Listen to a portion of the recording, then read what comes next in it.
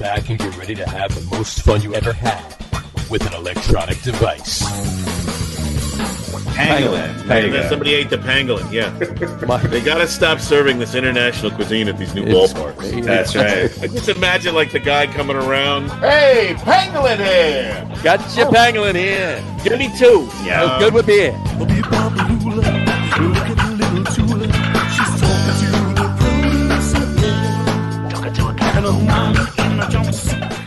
All right, everybody, welcome out to the Log Room. It is Wednesday, January 6th, 2021. We finally got ourselves out of 2020. Jersey Johnny coming at you with me, as always, are Mr. RadioPete and Mr. Harry Lug Nutz. Say hello, guys. Hello. Harry's muted. Harry's muted. There he goes. Say hello, guys. Hello. Oh, there sorry. Hello, guys. Hello, guys. Happy New Year. Happy New Year, guys. Yeah, Happy New Year. Yeah, remember the old wish of 2021 could not be as bad as 2020? Well, we're trying our darndest. We're trying really hard this first week, aren't we? Yeah, I think both those years each have a hand on the beer. I'll hold it. No, I will hold it. It's mine. It's mine. No, it's mine. And I just realized I miswrote like 6 checks today. He put 2020 on him. Yeah, that's great. It won't be payable for another. Oh, I forgot to sign it. Yeah. I'm sorry you can't deposit that check. It's a year old. Sorry. Yeah, sorry. It's right. We don't honor checks that are older than 180 days. So. Send it back, and then I'll cut you another one. Yeah. Why not? By the time you catch up to me, I'll be in Venezuela. Or someplace like that. Who's that guy? Venezuela. Is it? Not sure. Anyway. So, how was the weekend? How was New Year's Eve celebrations or any of that stuff? I know how the weekend was. It was great. Was it? I was relaxing. Stayed home. I don't think I actually marked the stroke of midnight. You were sleeping?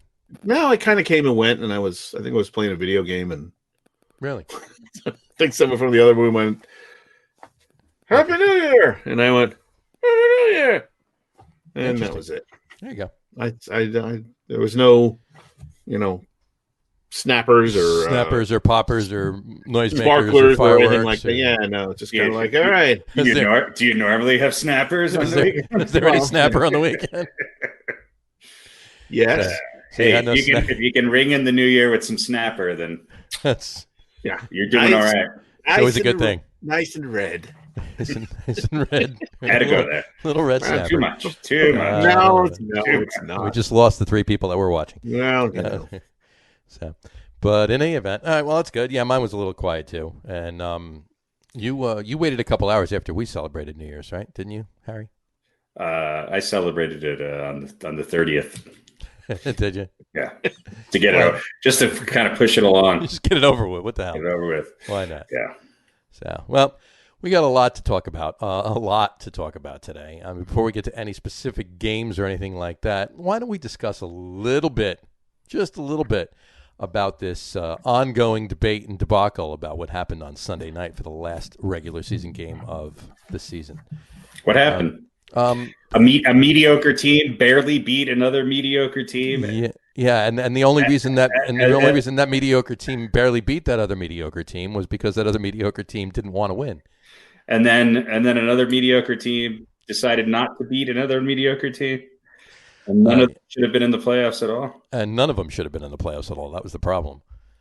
Not one of them. And that's probably the number one problem. And ironically, the only one causing all of the debate and debacles over that day and those games is the only one that was out of the playoff picture of all 4 teams. Look, you can only rely on Philadelphia so often.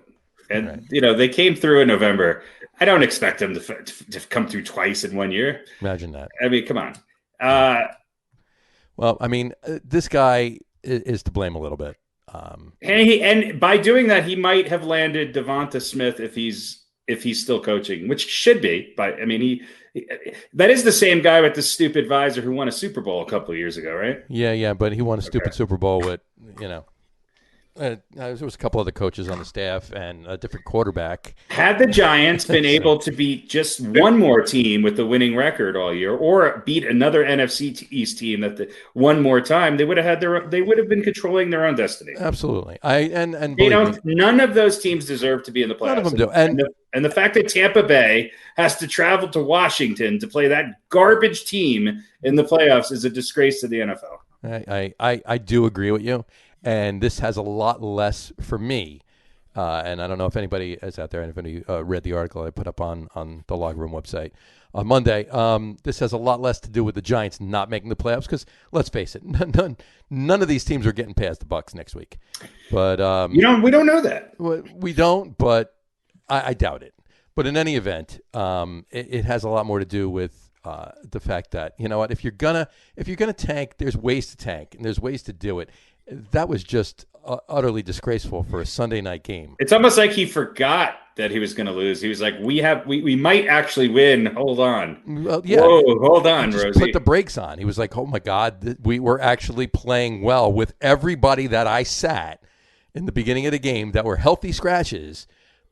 They were that we might actually have a chance to win this game. I better do something else right now. Okay, we're going to go for it on 4th and 4 at the goal line, and I know we're not going to get it because I'm going to call a horrible play and not kick the field goal to tie the game. And then I'm going to put in one of the guys that works in our concession stand to play quarterback for the rest of the game. Well, to be fair, he would be challenging for the Giants starting quarterback job if he was on the Giants. But look, did he really? I mean, the fact that there were healthy scratches, the execution of that 4th down play was to blame, not the call. I mean, I still would have kicked the field goal there. Tie the damn game. Of course. I would take some exception to the call just because you're sort of like giving up half of the field. You know, by rolling out, you're narrowing your area of opportunity. But had the pass been completed and they either got a first down or scored a touchdown on that play, you would have been saying that was a gutsy call. And right. Well, yes and no. I still would. I mean, the chance, the possibility of them not being able to make that touchdown was greater than being able to make it. So they just had to get a first down. They just had to get a first down. No, they were on the goal line. It was 4th and goal. True. It was 4th and 4. It was 4th and 4 on the 4. But yeah. Well, let's get a couple of stipulations out of the way here. We'll do a consensus here. Number one, do we think that the Eagles set out from the beginning to lose this game for whatever reason? And I'm going to pose an alternative reason why Doug Peterson did what he did. Do we believe that is the case? I'm going to say yes because of all the healthy scratches. Okay. Harry? The old healthy scratches. Well, I mean, Fletcher Cox. Why isn't your best defensive player playing in the game? No, I agree with you. I was just laughing at the phrase healthy scratch. Oh, yeah. Okay, so we think that I agree. I think that they were walking a fine line. Okay, yeah, I would agree with that. Now, here's the next question: did that order come from above? You mean like from God? Well, yeah, sure. Well, God is an Eagles fan. We all know that. Did the ownership or whoever or somewhere in the chain higher than Doug Peterson go to him and say, "Hey, probably we'd rather not win this game"? It might not have been that direct, but they could not. It's very. I don't think you have to say anything to realize that the 6th pick is a lot better than the 7th, 8th, 9th, or 10th pick. Okay, well let me rephrase it a little different way. Let me ask this: was Doug Peterson's job on the line before all this happened? I don't think so. Let's say I don't think so. Okay, so he was probably, and I don't think it is on the line. Well, no, that's my point. Because I was wondering if it was on the line, maybe somebody kind of hinted that you're probably going to have your job next year, but we'd rather not win this game. Right. Yeah.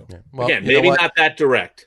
I thought all along that if he was to lose his job, they either made him out to be the scapegoat or because they wanted to get rid of him and they didn't want to actually do it without a reason or needed more of a reason, if you will, or or they didn't know, or Laurie and the GM and whoever else there in Philadelphia didn't know that he was doing it, and they got pissed off at him. But if he was keeping his job, they were in on it. If there's no order from on high, right, and there's no assurance from ownership that you're safe, don't worry about it. Right. Then why in God's name would he ever do this? Not for 3 picks. No, that doesn't make sense. I think there has to be some combination of those things going on. Yeah, I don't think all of a sudden it came to the fourth quarter and he decided just out of nowhere to do this. I don't think. Okay, I think we're all in agreement on that. All right. So, and in his defense, Hurts wasn't playing very well.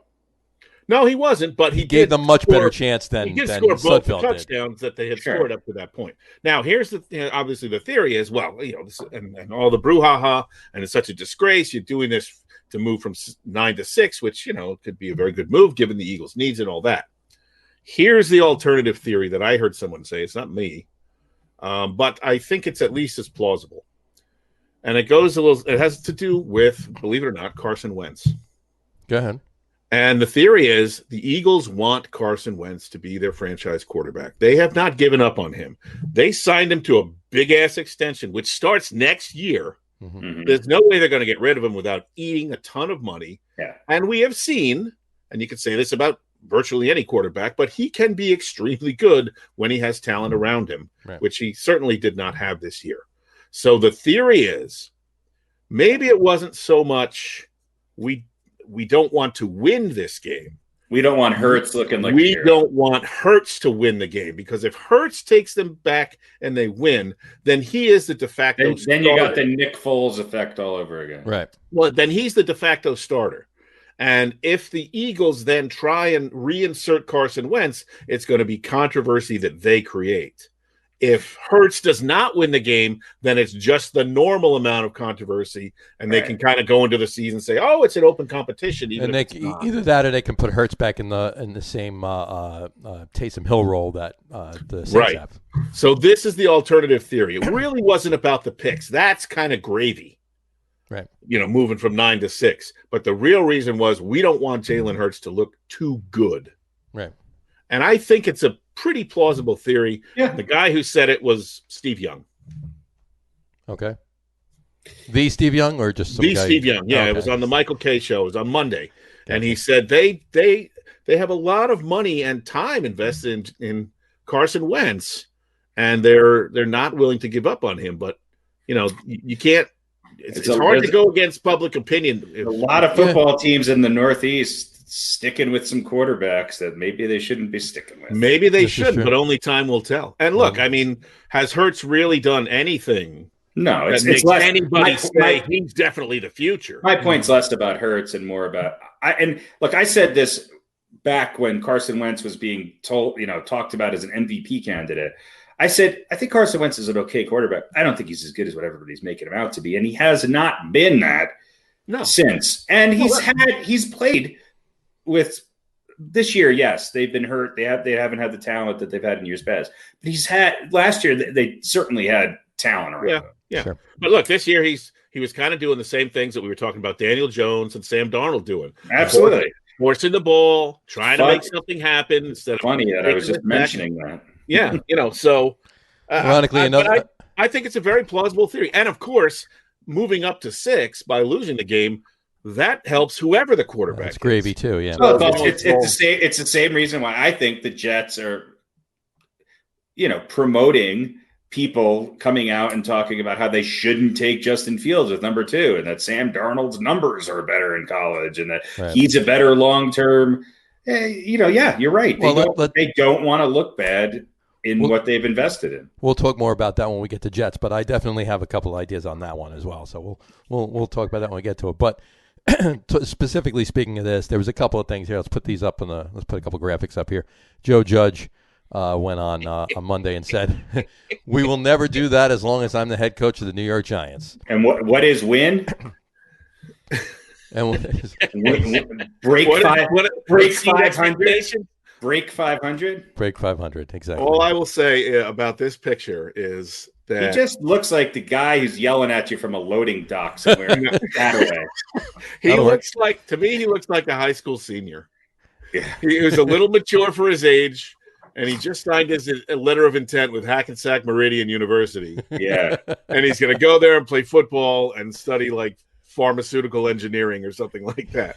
He looks like he's about 17 or 18 years old. Yeah. That's the haircut. That's a great. Yeah, that's not not helping any. That's good. That's a great picture though. There you go. That's funny. That's an NFL coach. These went up. Yeah, right. These went up on Sunday. Some tweets from Giants players. Saquon Barkley, can someone make it make sense to me what's going on? Yeah, you're hurt and you haven't run the ball all year. Golden Tate, I think the Eagles just hate us more than Washington. That's the only thing that it could be. That could make sense, right? Yeah, that's possible. Right. Darius Slayton, this is sickening. Eli Manning, Eli wins. Eli wins. This is why we don't like the Eagles. Yeah. Yeah. Did you see Fletcher Cox's response to Eli? I did not see that. What did he say? It was, we don't like you either. Well, speaking of well, sorry. Go ahead. no, go ahead. I'll bring it up. I was just going to say. So, is this going to have any effect on the growing trend of strategy taking the place of trying to win football games? Because the NFL's done a great job of promoting themselves, making themselves the number one sport in the country, making themselves a year-round sport, right? There's only a few weeks where we're not talking either the draft or the combine or the preseason, pre-COVID and all that. So they've done a great job of just being in our thoughts and minds all the time. But if tanking is going to enter into it now, but has it? Who tanked this year? Who tanked this year? Well, the Jets didn't tank. I'm saying an instance like this. And look, you can go back if you go back to sure, but the run the clock down and kick a field goal instead of putting your defense on the field. Right. You can go all the way back to Super Bowl 30 something, Green Bay and the Broncos. Where they let Terrell Davis walk into 32. Thank you. Walk into the end zone, and because they wanted more time on the clock. Strategy, yes. Football, no. Right. If this continues, it may hurt their. I mean, they're not going to dethrone or Super Bowl 46. I mean, that strategy when is not Ahmad really Bradshaw tried to stop and then wound up falling into the end zone. Yeah. Well, I mean, I think there's strategy, and then there's purposely not trying to win a game. I mean, the strategy that you mentioned with the instances of letting somebody score so you get the ball back with more time. I mean, isn't that almost the same thing as an intentional walk? I mean, it's not the same to me as tanking. It's not the same as putting in your unproven third or fourth string quarterback in the fourth quarter when you're 3 points or 4 points down because you don't want to win a game. I mean, it's a little different. No, I agree. But my point is these are instances where old school football fans, like, I don't know, some of us maybe, might look at this and go, what the hell is happening to my game, right? We're already talking about how defense has been diminished, right? How the role 10 years now, the role of the running back has been diminished. I mean, the game is going to change somewhat, but if you're getting down to a handful of instances every season where you go, that's just a shame. Yeah, that could end up hurting the brand. Probably not that much because we're a football crazy country, but it's there's a lot of again, there's ways to tank and there's ways not to tank. Believe me, I don't think removed from Sunday night and the aggravation of it all. Of course, all Giant fans, right? We're all sitting there. We're all Eagles fans on Sunday night right now. And we can win this game. They can win this game. Okay, this is great. The Giants are going to go to the playoffs. Nope, he tanks. Of course, it's all because of us, right? It's all, they hate us. What the hell are they doing? They don't want us to go. Look, I firmly believe that the Giants winning the division had no interest, did not enter Doug Peterson's mind at all. He wasn't even thinking about that. They were thinking about if he indeed was tanking, he was thinking about the sixth pick, maybe the story you brought up that Steve Young said about not having Jalen Hurts look too good. Yeah. Right. I mean, to your point, I think the game for me, is not as good as it was 10, 15 years ago. And I don't watch it as much as I used to because of that. Right. But it certainly has not hurt the popularity of the NFL. I personally think that what's changed about the NFL is that, there's less and less people who are fixated on one team and following that only. Fantasy football and the ability of everybody sort of having every game on their phone. The accessibility has made it more of a scattershot type of viewing thing. I mean, I watched Dallas and the Giants. I was happy because, it's the national game. And out here in Denver, I can actually watch them without fishing through, an online, some Bulgarian, cable channel that I have to get through YouTube. So that's great. But no, I don't think it's going to hurt the popularity of the game, because what they want is they want 56 to 48 games. That's what they want. Yeah, they want the wide receiver and the quarterback. They don't want to grind it out defensive battle 7-3 game anymore. They want. Well, but it doesn't have to be one or the other. No, but my point being is that it's become more personality driven. Players don't stay on teams as long as they used to. There's not as much loyalty to the game. So if we're looking for purity of the game, it's not there. Hey, look, there were a bunch of 50-year-olds sitting around 30 years ago in the 80s talking about how the game's not the same as it was. Yeah, that's true. All these guys, what the hell is the tight end doing flanking out like a little pansy receiver? The same thing with baseball. Every time any change comes around, it is true in basketball, because basketball is horrible now compared to what it was in the 90s, but it's as popular as ever. And again, I think people just watch sports a little differently. This is true. Listen, I want to throw this up really quick. This is from NBC Sports in Philadelphia. Okay, this is the official NBC Sports Philadelphia Twitter. The other night when the Sixers were done and they were sitting some people, it says, the Sixers have taken their starters out in the fourth quarter. No one tell the Giants. There's been almost 6,000 retweets. There was it's funny. 1,000 replies. It's funny, but is it? Don't be so sensitive. No, I'm not sensitive. I don't care. I Giants fan. I couldn't care two bits less about it. But it's funny. But I don't know. I think it's funny. And look, isn't everybody in Philly a douche? Well, so why shouldn't the guy who runs the Twitter feed for Philadelphia sports be a douche too? That's not cut off. Oh, did we lose our Philly contingent? We lost our Philly contingency there. This coming from a Jets fan. Listen, who would know better? The highest quality people, yeah. It's all about the green. That's what it is. It's green. Didn't throw snowballs it's not the color. It's the color. We threw batteries at him. Well, I wasn't there that night, so it wasn't me. No. I will say this one thing. As a guy who was raised by a man who said and ingrained in me when I was a young lad and learning to love sports, if you like one team from a city or a state or a region, you must hate the other teams. Right. I was not allowed to have any sort of affection for the Bills or the Giants because I was a Jets fan. Right.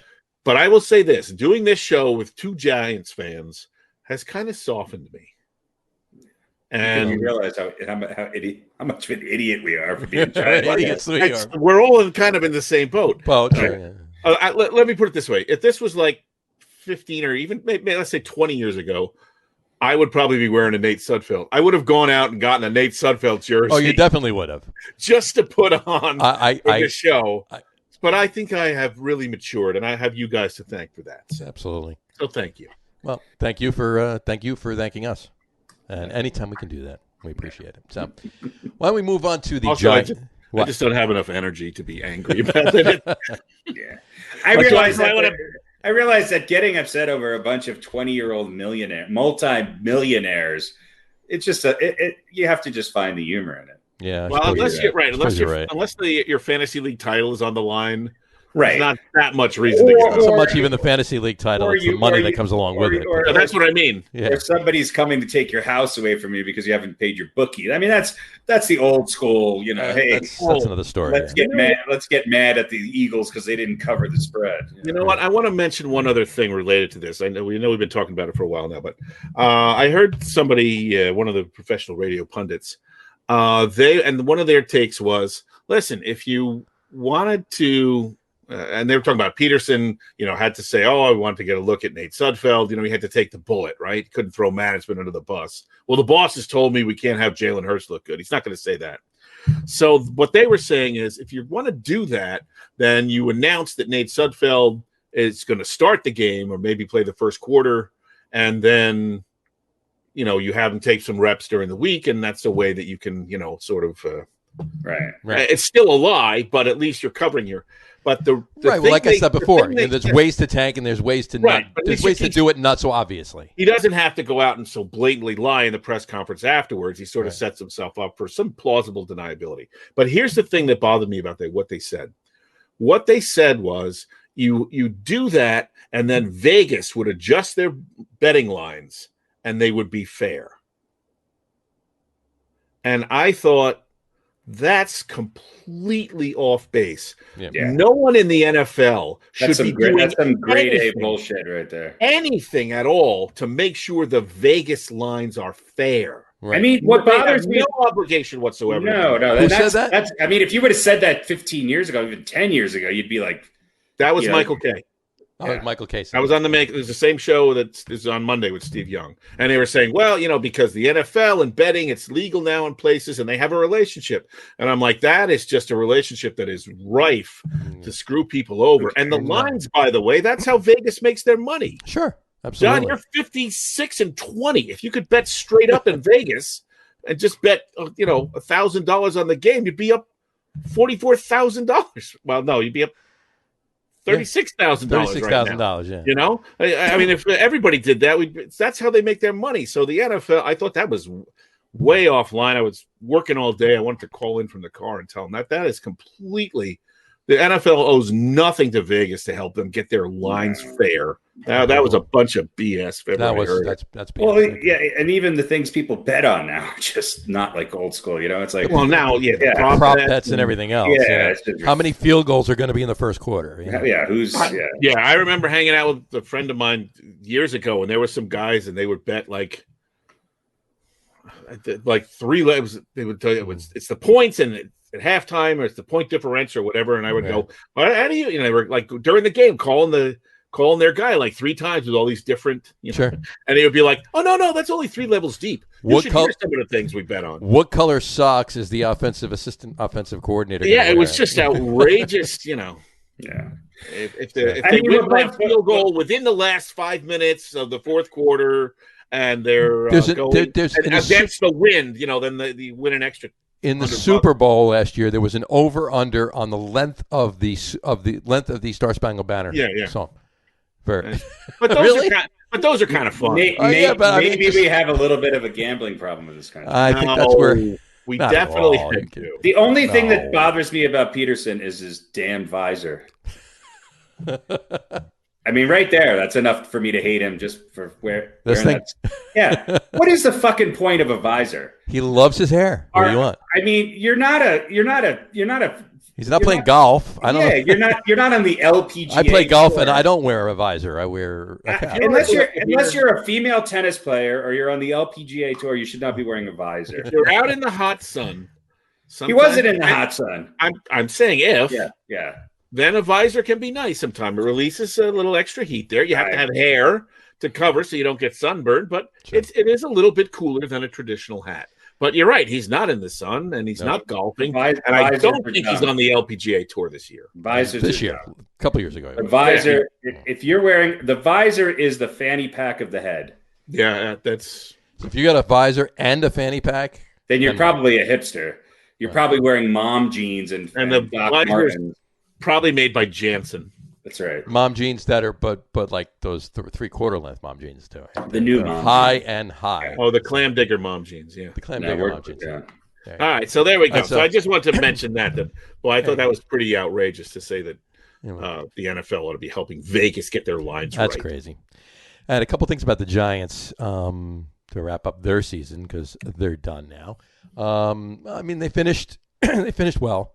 If you can call it that. They finished. If you can call it that, finishing. I guess finishing at all is finishing well, right? They're lucky they played their division all year. Yeah, beating the Cowboys. I mean, Well, look, hey, they you know what? took Dak out, right? Didn't Dak get hurt during their first contest? Yeah, Dak. Yeah, And, he you know, got hurt. They beat one team with a winning record. Yeah, but you know what though? You know what? As a Giants fan, and I say this not to bust the chops of any Cowboys fans out there, but as a Giants fan, if you're going to finish your season in your last game and you're not moving into the playoffs, beating the Cowboys for that last game is always is probably the best thing to do. Cowboys, Eagles, or Redskins, but for most Giants fans, it's the Cowboys. But you know what? Like I said, there's plenty of people to point fingers at. I honestly think, and I don't know what you guys weigh in, both of you, but I personally think, again, there's plenty of people to point fingers at for them not winning any more games than they did. But personally, I think it's Evan Ingram. He stopped a bunch of his drops, stopped good drives, cost games. The Philly game, that catch alone, he catches that ball in the end of the first Philly game. The Giants are playing. The Giants are playing next week. What would they be without him? He's arguably their best offensive player. He had 63 receptions the whole season for 654 yards. If that's their best receiver, they have a lot of work to do. Was he their best receiver? You know what? I have to check, but it's probably going to be close. I don't think many. Sterling Shepard might have edged. How many other players on the Giants made the Pro Bowl? One. James Bradbury. Look, if you look how many other offensive players on the Giants made the Pro Bowl? None. None. But let me ask you this: do you think Evan Ingram belongs in the Pro Bowl? I'm not as hard on him. Look, he's got the dropsies. There's a lot of players in the NFL that have the dropsies. I think he's got a lot of potential. I think he's got a little bit of like most receivers in the NFL, a little bit of a head case issue going on. He's definitely got a big upside, but something's going on where they got to like reteach him or something. I don't know. Yeah, take him back to the drawing board, so to speak. They've got bigger problems than Evan Ingram. Well, yeah, but all right. Let me ask you guys. The biggest problem with the Giants is, to be honest with you, is their inconsistency, and I think their offensive line and defensive line play, and I think Jason Garrett, if you have to rank him and what he did, was a D-. I just don't think. How many touchdowns did the Giants score this season? You guys know offhand? No. I only know because I heard it the other day. If I did, then I would. Yeah. Go ahead. Take a guess. 14. Close. 12. Yeah. 12. 12 touchdowns. I don't know 12 how many touchdowns I don't know how many the season. Jets had because I don't want to know, but that's pretty terrible. Probably more. I think the Jets might have had more, actually. Jets might have had more. But that's pretty bad. And I think that's, you could use that as much of an indictment of Jason Garrett as anything else. The argument is that it wasn't like they never got into the red zone either, right? Gano is your MVP. Mm-hmm. How many field goals how many points did he have? That's kind of Giants football. I mean, as Giants fans, we're used to, all right, field goal, great. We're up 6-3. Fantastic. Yeah, but 9-3. But you could also 9-6 punch it in. and 12. Yeah. You've had running backs that could punch it in. But they just in. don't have the defense to consistently this year right. to hold up and win a 12-9 game. Look, the argument is that, okay, look, Garrett's going to get there's a lot of head coaching vacancies. He's going to be talked to. There's talk of him going to the Chargers. The Chargers requested to talk to him. He's getting an interview with the Chargers. And I don't know who's better at that. I mean, maybe there aren't a lot of better options, and the argument is, well, then Daniel Jones. Look, if you're a professional football player, Aaron Rodgers did okay with the new offensive coordinator. Right. I read some today actually. I'm trying to remember because I didn't bookmark it, but it was something like Jason Garrett deserves the job for the Chargers, and here's a couple of reasons why. He was the offensive coordinator of the he coached the best team to the better record of both teams that play in MetLife Stadium. And that's a bonus because the Chargers play with another team in SoFi Stadium out in L.A. He's never lost a Super Bowl. He's never lost a championship game. Neither have I. Right. He's won 2 Super Bowls as a backup quarterback. He's been to 3, I believe, but won 2 as a backup quarterback. But anyway, so it was like that. It was satire, but he's not the worst option for a head coach. I think if you are a team looking for a head coach, I think more so than getting Trevor Lawrence, I think is getting Eric Bieniemy. I just think he's gonna have every team talking to him. Right. I think he's probably gonna leave. Well, there's a lot of candidates. And why would you not? I mean, Jacksonville sounds great, but why would you not want to go to San Diego with Herbert? LA. Yeah. Herbert. Bear was another. Herbert. I mean, you could make a case for rookie of the year for him. Yeah, I mean, I think there's better pieces in San Diego. Plus, you get to live in LA, which is, I think, and you don't really. No offense to Jacksonville, but no, but Jacksonville, you've got to rebuild the entire team. It's like the Bengals. Yeah, you've got money. You've got what do they have? 11 picks, I think, in the draft. Yeah, and you probably got the number 1 pick, but that's a big job. That's a huge and you've job. got to have an owner that is willing to stick with you and give you some time. And it's Florida, which is, Miami. That's different. That's the. If I was a head coach candidate, I would be fighting for that Chargers job because I think they have a lot of possibility. Like what did they win this year? 5 games?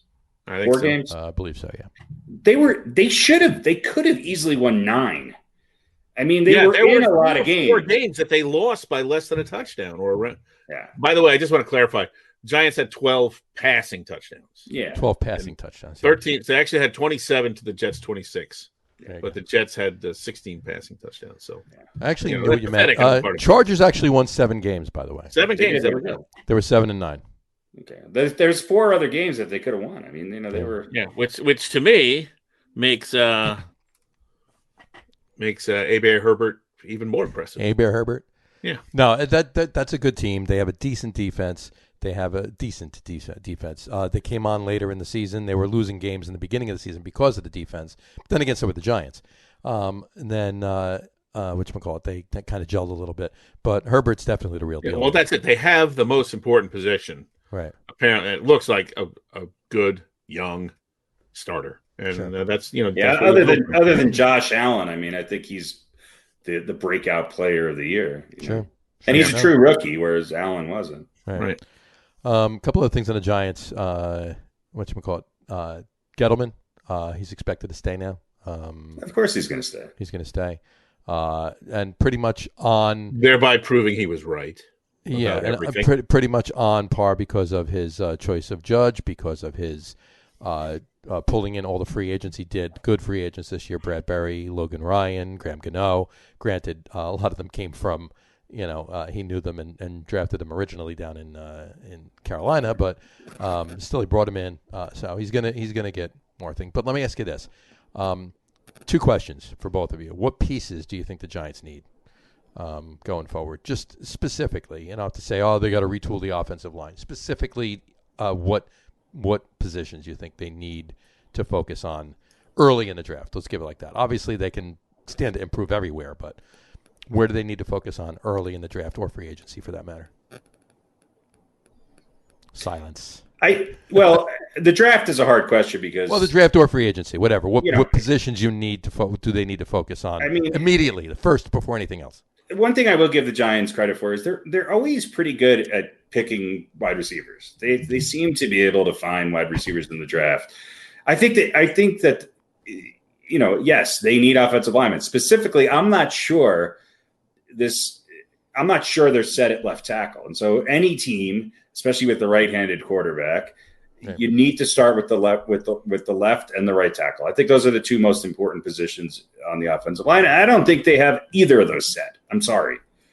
I think they need to get offensive linemen. And the reason why is that your best player hopefully comes back healthy next year, and you have to be able to run the ball. You have to be able to run the ball. I actually don't think the Giants are all that bad at the wide receiver spot. I think they have some good talent there.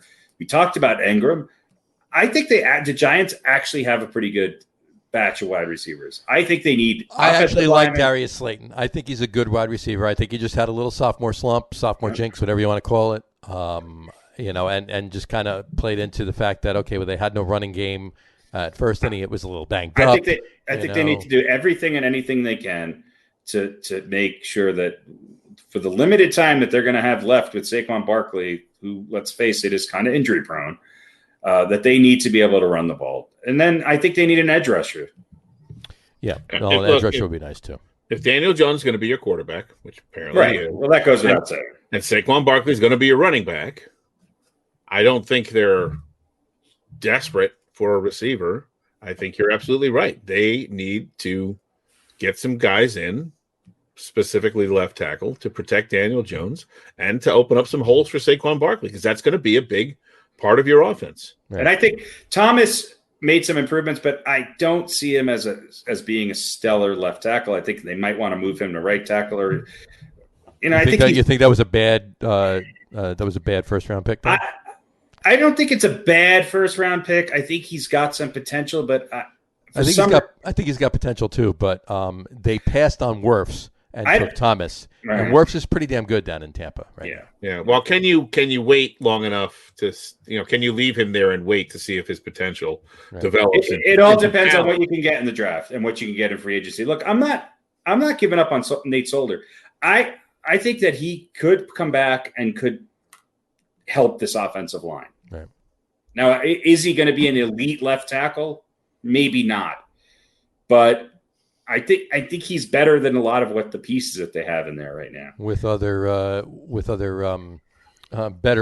pieces. Better pieces. Around. Better pieces. And if the Giants can get the running game going, which at times this year they were able to do it.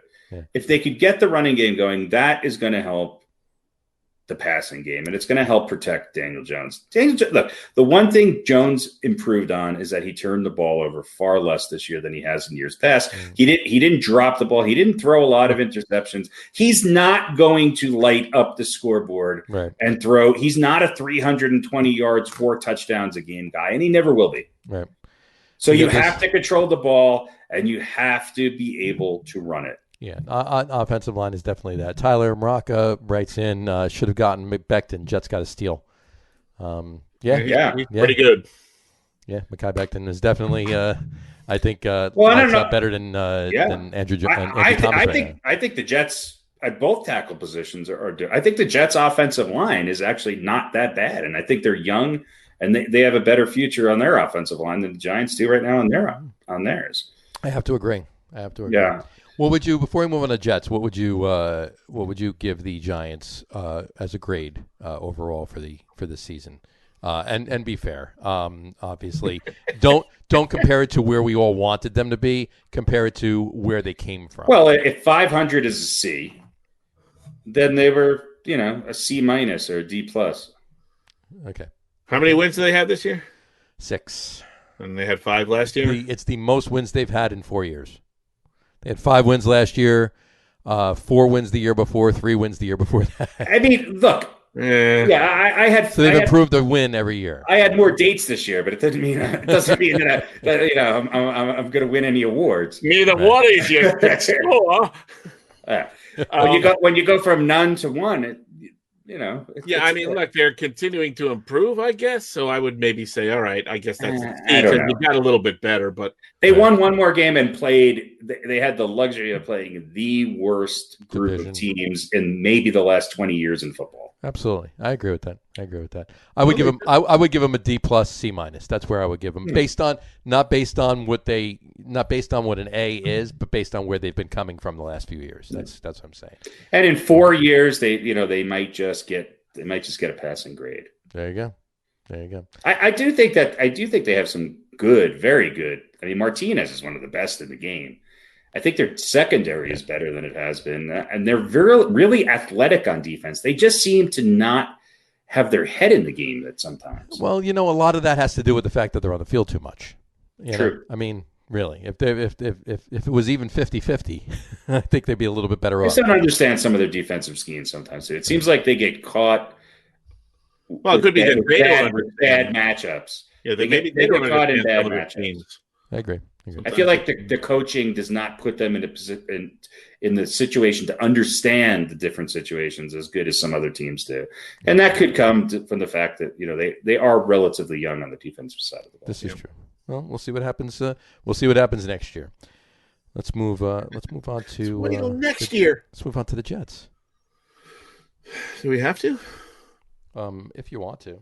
If you don't want to, we don't I have don't to. know. What do we say? What do we say about the Jets? Well, let's play this right now.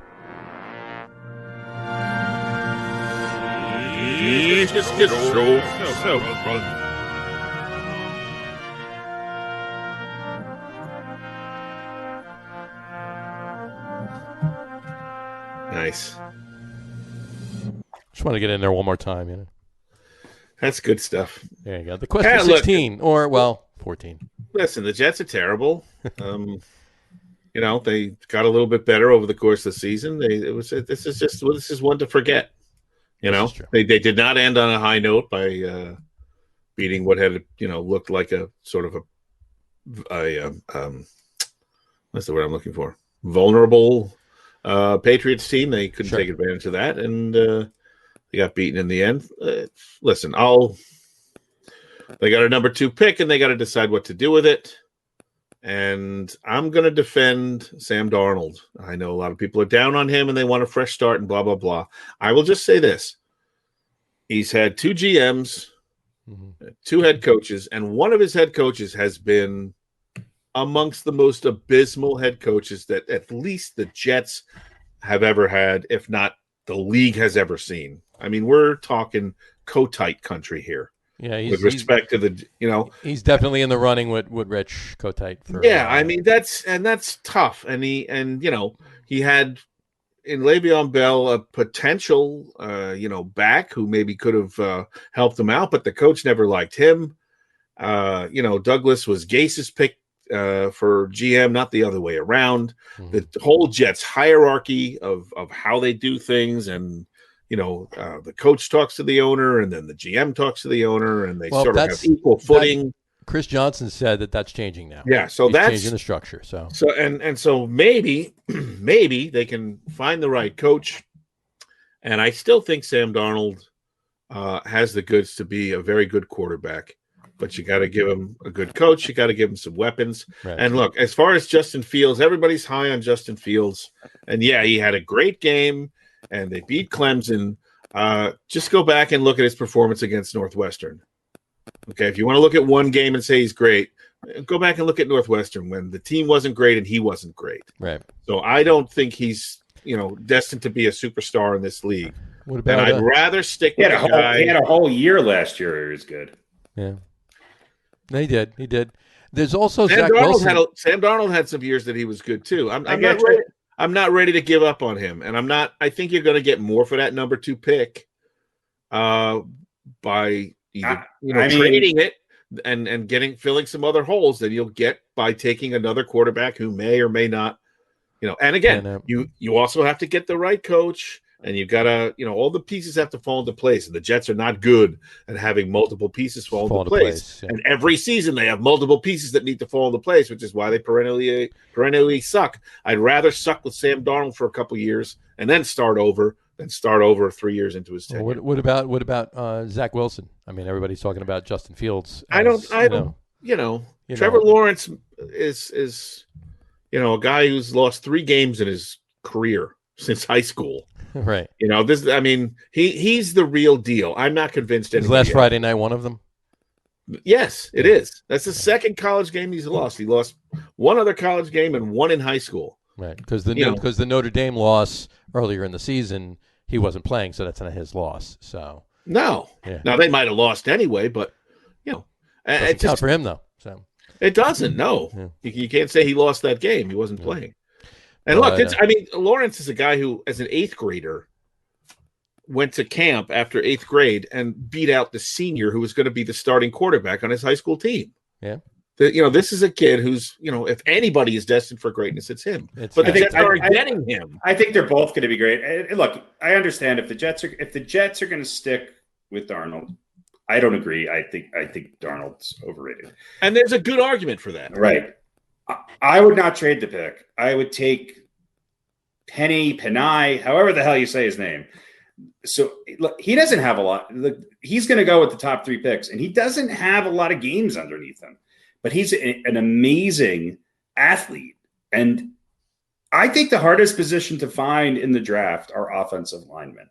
And if you can get one that a good offensive lineman is going to make Sam Darnold a hell of a lot better than any other players that the Jets are going to be able to get with 2 additional second round or third round picks. I think you got to, I mean, he's going to go. He's going to go to the Dolphins with 3 if the Jets don't. Yeah. It'll depend on what the Jets can get for him. Right. Or rather get for that number 2 pick. Well, the rule, the thing that everybody's talking about isn't so much, Sam Darnold's potential anymore at this point. It's the fact that next year is his 4th year, right? So money's coming soon. Yeah, right. Granted, they can extend his 5th-year option, but then they're out unless they want to pay him. Why waste that? Why not trade to somebody that might need a quarterback that they think there's something available or valuable in Sam Darnold, get something back for that, and then take a quarterback with the second pick? Did the San Francisco 49ers say, Joe Montana is great, but we really shouldn't draft Steve Young? Right. I think Justin Fields is actually going to be a good NFL quarterback. Mm-hmm. And I'll tell you what, if he comes out in the championship game and has anywhere near, he just beat one of the best quarterbacks in the last 15 years. And I'm one of those people who also thinks that Burrow. Did you see how he beat him too? Yeah. A lot of other quartequarterbacks would have been laying in the locker room. And he was lacing in some passes that looked. I also think he was the better quarterback on the field that day over Trevor Lawrence. And I also think that Trevor Lawrence, he wasn't playing Trevor Lawrence. He was playing defense. Agreed. Defense, which was out of sorts. I'm not saying that because he was paying Trevor Lawrence. I just mean between the two of them, he was better that day. What I was going to say is that they were both playing excellent defenses, NFL caliber defenses. And Justin Fields looked like the way better quarterback than Trevor Lawrence. Now, Lawrence didn't have a bad game, and I'm high on Trevor Lawrence, as you know. I will go out and say this, and people thought I was nuts. I thought Joe Burrow was a better quarterback than Trevor Lawrence, and I still do. So I think Lawrence is going to be good, but I don't think he's as much of a sure shot as other people do. Now, obviously, Jacksonville should take him, but Justin Fields will not drop. I don't think he'll drop. I think he will go second, and I think you're right. I don't think the Jets might not be the team taking him, but somebody's going to trade up to get that pick. Yeah, if he has a good championship game. I don't think he. Yeah. Well, let me ask you this. At least mediocre. Let me ask you this, Pete. Let me ask you this. Let's be hypothetical here for a second. Justin Fields has an amazing championship game, and Ohio kicks the crap out of Alabama. And Justin Fields is the biggest reason. And he has a better game than he did last Friday in the championship game. All right. And then, all right, number 1, would you take him then? Number 2, if Jacksonville then says, hey, you know what? I think I'm going to take Justin Fields. Would you then take Trevor Lawrence with pick number 2? Would you do either of those? If Trevor Lawrence is on the board, then you take him. Okay. Period. Mm-hmm. But the other way. Look, I mean, do the Jets want to be in a position where they're going to kind of start all over potentially? Because you don't really, obviously, you don't know what you're going to get with anybody coming out of college. Yeah. So, well, obviously it's a crapshoot, but I mean look at the Bengals this year. Did they start all over again with Joe Burrow? No, well, I would say no. That's the first piece that you're going to build your team around. Right, but the Jets have a lot of other pieces already. They just didn't have a good coach. So why? But I mean, and maybe the Jets are set on offensive line. So I'm kind of wondering why Devonta Smith is 6 and why he's behind, Jamar Chase, who is good. I don't know. I think the Jets need a receiver. And so if you could get Devonta Smith or Jamar Chase with that second pick, if you can't trade up to get 2 or 3, this whole idea of trading to get 3 second rounders, there's a lot of talent in this draft this year. And I think the Jets should go after. Unless I think the team they should go after specifically needs something that's going to go with the second pick. Yeah. then why trade? Unless you're trading to somebody that has a 28th pick. Because I'll tell you, look, with a team like Atlanta, a team like, and they generally don't need any pieces if they have the 28th pick. So, right, but any you can take anyone except for one guy with the second pick. So whatever your most pressing need is, you can fill with the best player in the draft with the number 2 pick. Except for, where let's just say Lawrence goes first, right? Mm-hmm. So here's my question for the Jets. Is Sam Darnold the reason you were abysmal? Is he the main reason you were abysmal this year? No, Adam Gase is the main reason. And the answer is no. Right. So then why take another quarterback? Yeah. Now and is, again, is Sam Darnold some has-been retread or somebody who's at the end of his career that you've had for, 8 or 9 years? No. He's a young, talented quarterback that everybody was high on and hasn't really had a chance. High on Ryan Leaf, too. Well, sometimes you're right and sometimes you're wrong, right? People were – how high was everyone on Vince Young? Well, Vince Young did go to a Super Bowl, didn't he? But he never turned into the superstar that he was in that that he appeared to be in that championship game. Right? No, I get you. Now, the expectations are set too high. But my point is, if Darnold's not your biggest problem – right. So if the Jets had the number 1 pick, you wouldn't take Lawrence. If the Jets had the number 1 pick, you take Lawrence because I think he's a generational player. You think he's that much better than Fields? I think he has a chance to. I think he has a greater chance to be a superstar. A bigger upside as far as you're concerned. I think so. I think Fields. I think Fields has an opportunity too. I'm just not as high on him. Okay. Yep. Well, let's move on to the other pressing, obviously, or I should say, the more pressing need for the the more pressing need for the Jets right now, and that would be who's going to be their coach, head coach. Obviously, the name that keeps popping up, and the name that is probably the obvious one, is Eric Bieniemy. Is he going to want to go to the Jets, though? Is he going to want to go to the Jets? There's other names, though. There's Brian Daboll, the Bills offensive coordinator. There's Don Wink Martindale, the defensive coordinator for the. I don't know if I can have a guy named Wink be the coach. You had Weeb. You can't have Wink in the Wink report. Come on. But it's a nickname, whatever. And then the one that keeps getting thrown around and always keeps getting resurfaced, which I don't think is honestly going to go anywhere, is Harbaugh. So where do you see? Where do either of you see the Jets heading for that? With the fact that Chris Johnson has stated that he is going to change the structure and let Joe Douglas take a little bit more of a command role. Plus, don't forget. Woody's coming back too. Yeah, great. So he's going to be involved again. Reason number 2 that they won't do anything, or maybe certainly not everything right. Look, if they're going to change the structure and the coach is going to answer to the GM, then I don't want Harbaugh. All right, he's out. I listen. I'm not very often a fan of hiring first time coaches, and the Jets certainly have had a pretty dismal track record. Sure. Well, everybody on this list that I'm seeing here. But what is the reason that Bieniemy hasn't been hired? Is it just racism? No, or is there something? I think it's just because he loved his job with the Chiefs. He's winning. He's the Chiefs haven't been. It's not like he's Josh. But but he's always been with the Chiefs. He played for the Chiefs. That's home for him. They've been talking about him as this great coaching prospect for how many years now? Yeah, 3 or 4 years, 5 years, and he still hasn't gotten hired. So it makes me a little wary. But if we're going to take a newbie, then he's the guy I want. And again, I don't know whether he wants to go to Jacksonville. Yeah, it's attractive, and they're going to have Trevor Lawrence, but you got to rebuild that entire franchise. And it's Jacksonville, outside of Miami. I don't think Bieniemy's going to the Jets. And if I was the Jets, I probably wouldn't go after Bieniemy because there's something that tells me he's not the right fit for the Jets. I could see him in San Diego. I can kind of see him in Jacksonville to some degree because it'd be way more of, I think, a rebuilding job. Right. I think the Jets should go after Staley, who's the Rams defensive coordinator. Yeah.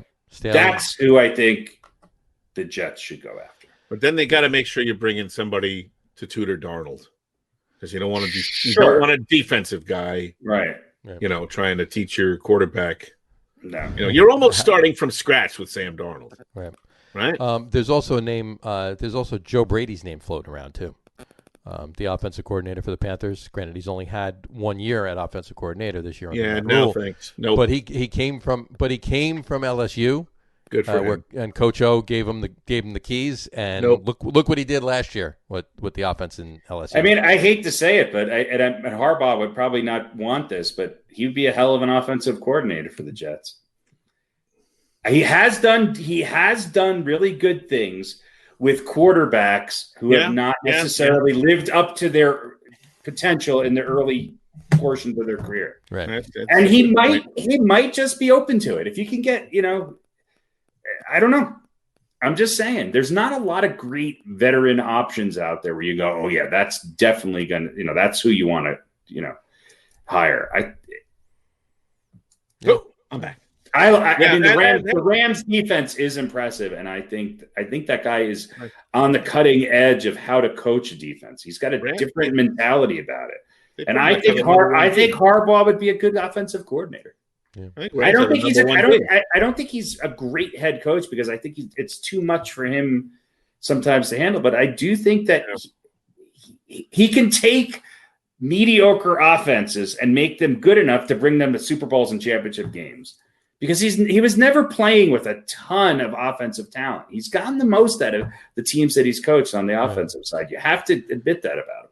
Well, and he might take the job and say, well, maybe the new head coach flames out in a few years, and then I'm probably in line for another shot at it. Not that he's or at least move from there to another team or anything, but it's something to consider. Something to think about. Yeah. Or if he is a head coach, that he hires it's on the assumption that he gets somebody who's really, really a good defensive coordinator. And maybe that's a veteran defensive coordinator. I don't know. Are there any of the Phillips men still alive?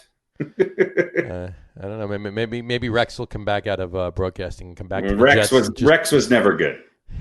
Well, maybe he'll. His father was good. He was never good. He was not. What about his brother? What about his brother? Maybe his brother will come up. His brother's okay. Well, the Jets did actually make a move to try and get an interview with Patrick Graham, the Giants defensive coordinator, but the Giants blocked that and they gave him an extension. He's not going anywhere, so they're not going to be able to even. Fine, I don't want any stinking Giants and the Jets coaching team sabotaging. We're already still the redheaded. I'm sure that's what he would do. He'd get the head coaching job and just screw it up. Yeah, just to sabotage. Offense the Jets would put up 34 a game, and the defense would give up 35. We'd still lose. Exactly. Well, there's a lot coming down the pipe for the Jets, and I think we're all in agreement. I think Bieniemy would be the best. I think Bieniemy's the best choice, and I do agree with you that the second best choice would be Brandon Staley. I think. But you're right. Daboll, the Bills' offensive coordinator, is getting a lot of talk. Daboll's not a bad choice either. So, there's a few names out there. So hopefully they talk to as many of these guys as they can possibly can. Mm-hmm. Yeah. So hopefully they interview them all, make the right decision. They do not make a decision before going into it and try and make that decision come true. Well, let's put it this way. I don't even have to ask you if you trust Chris Johnson. But let me ask you, do you trust Joe Douglas if he is the man that's going to call the shots and Chris just has to sign off on it? If they're going to stay out of his way, then I'm fine with that. Okay. Joe Douglas hasn't done anything to make me think that he's an incompetent buffoon. If they don't get Bieniemy, I would not be surprised. The Jets have shown interest in Harbaugh before. They have. That's why I keep bringing it up. I think name always surfaces. I think Harbaugh would be a good fit. We know he can. We know he could handle the New York media. Well, we'll see what happens. We'll see what happens. It's going to be great no matter what happens. Whatever happens, exactly. Some other games over the weekend. I mean, not too much to talk about because everything just got shaken out with the seeding and everything else. We'll give kudos to the Packers and the Chiefs. The Chiefs had already sewn up the number 1 seed, but the Packers went into Chicago and sewed up the number 1 seed. Couple of points of interest on the Packers too. 509 points. They have the most points scored in the NFL this year. They had 48 passing touchdowns. That's a little bit more than 12, huh? That's a little bit more than 12. 48 passing touchdowns. And the team only had 46 punts. So they have more passing touchdowns for the season than they did punts. Well, Rodgers definitely solidified the MVP with that. That was my next question. How do we think that Now Rodgers solidify his bid for MVP this year? Unless somebody else is, paying off whoever makes that decision, I don't see how does he not win it? How does he not win it? I don't see how it can't be my Rodgers voting would be Rodgers. I'll be honest with you. Second would be a tie with Derrick Henry and Josh Allen, and third would be Mahomes. Yeah. That's my MVP voting right there. I would go if you leave out the running back, if you leave out Derrick Henry, and I think he deserves a nod, but if you leave out the running back, that would be my order. I would say Rodgers is number 1, Allen's number 2, Mahomes is number 3. That would be my order. I don't think you can leave Derrick Henry out. I think Derrick Henry is the Tennessee Titans. Absolutely. Yeah. Absolutely. No, yeah, absolutely. But also Green Bay was look, Kansas City without Patrick Mahomes still has a lot of weapons. Would they be as good? Obviously not, right? Because he's magic. He's Patrick Mahomes. But they still have a lot of weapons, and they're still a very, very good team. They just wouldn't have a superstar quarterback. Packers.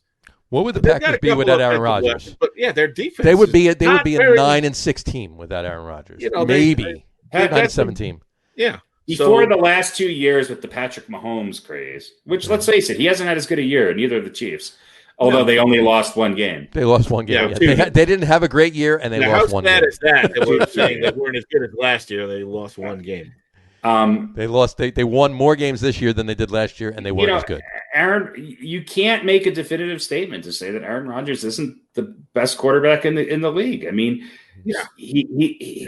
you can't go wrong with Aaron Rodgers at the helm of your team. You just can't. Okay. Yeah. And you can't go. I mean, obviously, Mahomes is a no-brainer as well. You could also make the case that what would the Titans be without Derrick Henry? They'd be nothing. He's more valuable to them than anybody in the league is. But Rodgers led the Packers to a pretty impressive record. They had a couple games where they sputtered a little bit. They're playing their best football at the end of the season, and let's face it, they are without a doubt the favorites in the NFC, and I think they're the only team that I think has a consistent chance of beating Kansas City. Yeah, if Kansas City comes out and Kansas City is Kansas City, then I'd agree. Packers have certainly the best chance. Maybe they're the only one with a legitimate chance. Well, and they have home field advantage. They have a bye. The NFC does nobody else in the NFC gives me a lot of confidence. I don't really. The Saints are inconsistent. Who knows what Drew Brees' health is. The Bucks looked pretty good, but they have to go on the road and play. Yeah, Washington. The Bucks look pretty good against who? The Bucks look pretty good against. They beat a couple good teams. Well, no, yeah, a couple good teams. I mean, down the stretch though, they beat the Falcons. Okay, they beat the Falcons. But I think that you know what? Unless they just do you think the Bucks dial up a goose egg or something like that? Do you think the Bucks are as good as the Rams? Do I think the Bucks are as good as the Rams? I think you know what? I think they're on an even playing field. I don't think. I'll take the Rams. I'll take the Rams defense. I don't know what's his name. It looks like he hurt his hand, even though they might be better without him. But other thing about Aaron Rodgers too, he threw his 20th career touchdown pass of 70+ yards or more. That's the most in NFL history too. Please, I got 19 of those. That means nothing.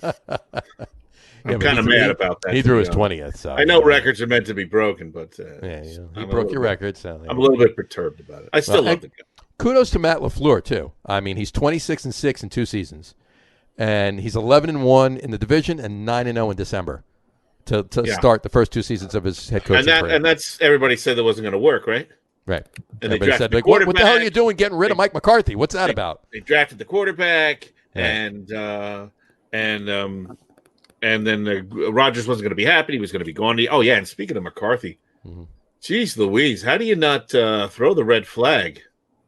I know. On that first down, right before the field goal. He was thinking of dinner. What? He was thinking of dinner. He was thinking of dinner. I don't know. Whatever magic he had going for him in Green Bay is still on the train. I think the magic he had going for him in Green Bay is still in Green Bay, to be quite honest. That's probably a better way to put it. Again, he didn't have as much to work with in Dallas, but he has made a number of questionable calls this season. He definitely has. Well, one other game that we will mention right now, or unless you guys want to talk about another one game that I want to mention too is just the Bills and the Dolphins. I mean, the Dolphins winning in, right? That's all they had to do, winning in. The Colts would be on the outside looking in. They got their doors blown off. Yeah, talk about a team that is peaking at the right time. Holy crap! What the hell? What the hell are they eating in Buffalo? Right? I'm rooting for the Bills, man. Look. I think the Bills could surprise some people. I also think that in the NFC, the Seahawks might be the worst 12-4 team that I've ever seen. Yeah, I feel bad about the Seahawks this year. I mean, they're not the Seahawks this year. You know, it's probably one of the worst teams that Pete Carroll has fielded since he started up there. And you talk about the Bucs, and I agree, they haven't won a lot of games that were against teams where they just, were really impressive. But they did blow the doors off the Packers earlier this year, and so I don't know. Yeah, don't you count the kind of? They also did it in Tampa, and I know it's not home field advantage so much this year because of fans and so forth and so on. But, it still is. It's the traveling. 2020 though, right? I think Brady will be okay playing in the Colts. Some really weird things have happened this year. I don't think. I don't have as much confidence in the Bucs as maybe a lot of other people do. No, I don't either. I don't have. But my point is, I also don't have confidence in the Rams or the Seahawks. I have confidence in the Rams defense. Well, yeah, okay. They have to. They're going to have to score occasionally. Well, once in a while, they got to score. Yeah, really. But yeah, right. It's going to be. Their inconsistency on offense. But look, the Rams have got the Seahawks, right? That's a winnable game, right? And then I don't know who they'll play after that. But so the Rams depends on other games. The Rams beat the Seahawks already this year. The Rams have beaten the Seahawks already. Yeah. Exactly. The Rams haven't necessarily beaten any of the world beaters, but yeah, lost to the Jets. But see, that's why you can't. That's why you look at the Bucs blowing out the Packers and you go, yeah, okay. It's like you throw out the highest and the lowest, right? When you're calculating the mean. I still think the Seahawks are better than the Rams. Yeah. So, we'll see what happens. Should we? Well, based on that, should we do some picks? Sure. Yeah. Why don't we do a few picks? Beaten by the coin. Beaten by the coin. I'm sure I'll lose to the coin. No one wants to be beaten by the coin. Oh, yes. Well, it's coming down to the finals as far as second place goes. Yeah. Interesting week. We all lost with the Jets and we all lost with the Cowboys, except for the coin. The coin won both those games. Coin won both of those games. Coin went 3-2. Harry and I went 3-2 because we all picked the same thing. And unfortunately, John had, I think, only the second losing week of the entire season by picking them Eagles to beat Washington. So he went 2-3. So stupid me. 56-20 for you, 49-27 for Harry and I, and the coin 36-40, which I don't know if that says more about probability or the state of the NFL that a random flip of the coin is only a few games under 500. Yeah, I mean, to me, that's actually pretty surprising. If the coin had Giants fans, he'd be excited about its performance. Yeah. True. Although I guess you could say that, 50-50, right? It's a 50-50 shot, so it should wind up roughly 50-50, although probability doesn't work that way. But you would think intuitively it seems like that should be. Right. Anyway, this week we got quite a slate of games. We do. And we'll start with them Colts against them Buffalo Bills in Buffalo. I'm going to take Buffalo. I'm going to start with this. Well, you started already. There you go. I was going to say I'm going to start with this one. I'm taking Buffalo. Okay. Harry? Yep. Yeah, I don't think the Colts have enough defense to slow them down. I think it'll be closer than people think, but yeah, Buffalo will win. The Colts will play a decent game, but Buffalo's winning. Yeah, I don't think it'll be a blowout, but yeah, let's see. Coin says heads. So they like the home team, so we all choose Buffalo. How exciting. Let's see them. LA Rams at them Seattle Seahawks. Yep. This could be a very interesting game. It's going to be a really good game, I think. It's going to be a good game. I agree. I agree with Harry. I think the Seahawks win. Harry says the definitely Seahawks. Concur. I am going to take LA. We can't end up tied, for Christ's sakes.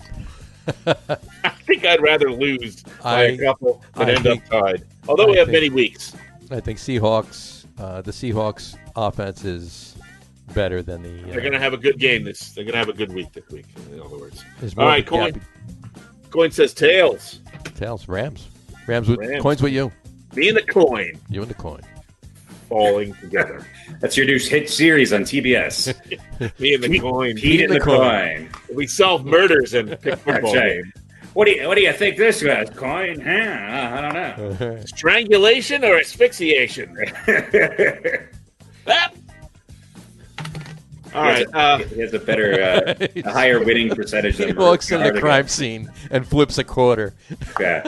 What do you think it was, Minetti? I don't know. Hold on. Yeah. I think it was poisoning. You've heard of Rizzoli and Isles. You've watched CSI. Now watch Pete and the Coin. Well, the thing is, I can't make a decision unless it's a. That's right. There's only two choices. That's right. You think he was murdered? It was an accident, or it was suicide? Where's my three-sided die? That's right. All right. Tampa Bay at Washington. This one's got upset written. I mean, this one has upset written all over it, doesn't it? A team that barely made. I don't know. The Bucs will win. Yeah, I was going to say it has upset written all over it, but it's not going to happen. It's just written on it, is all it is. Yeah. Tampa Bay's winning this game. I'm going to go with Washington. Yeah.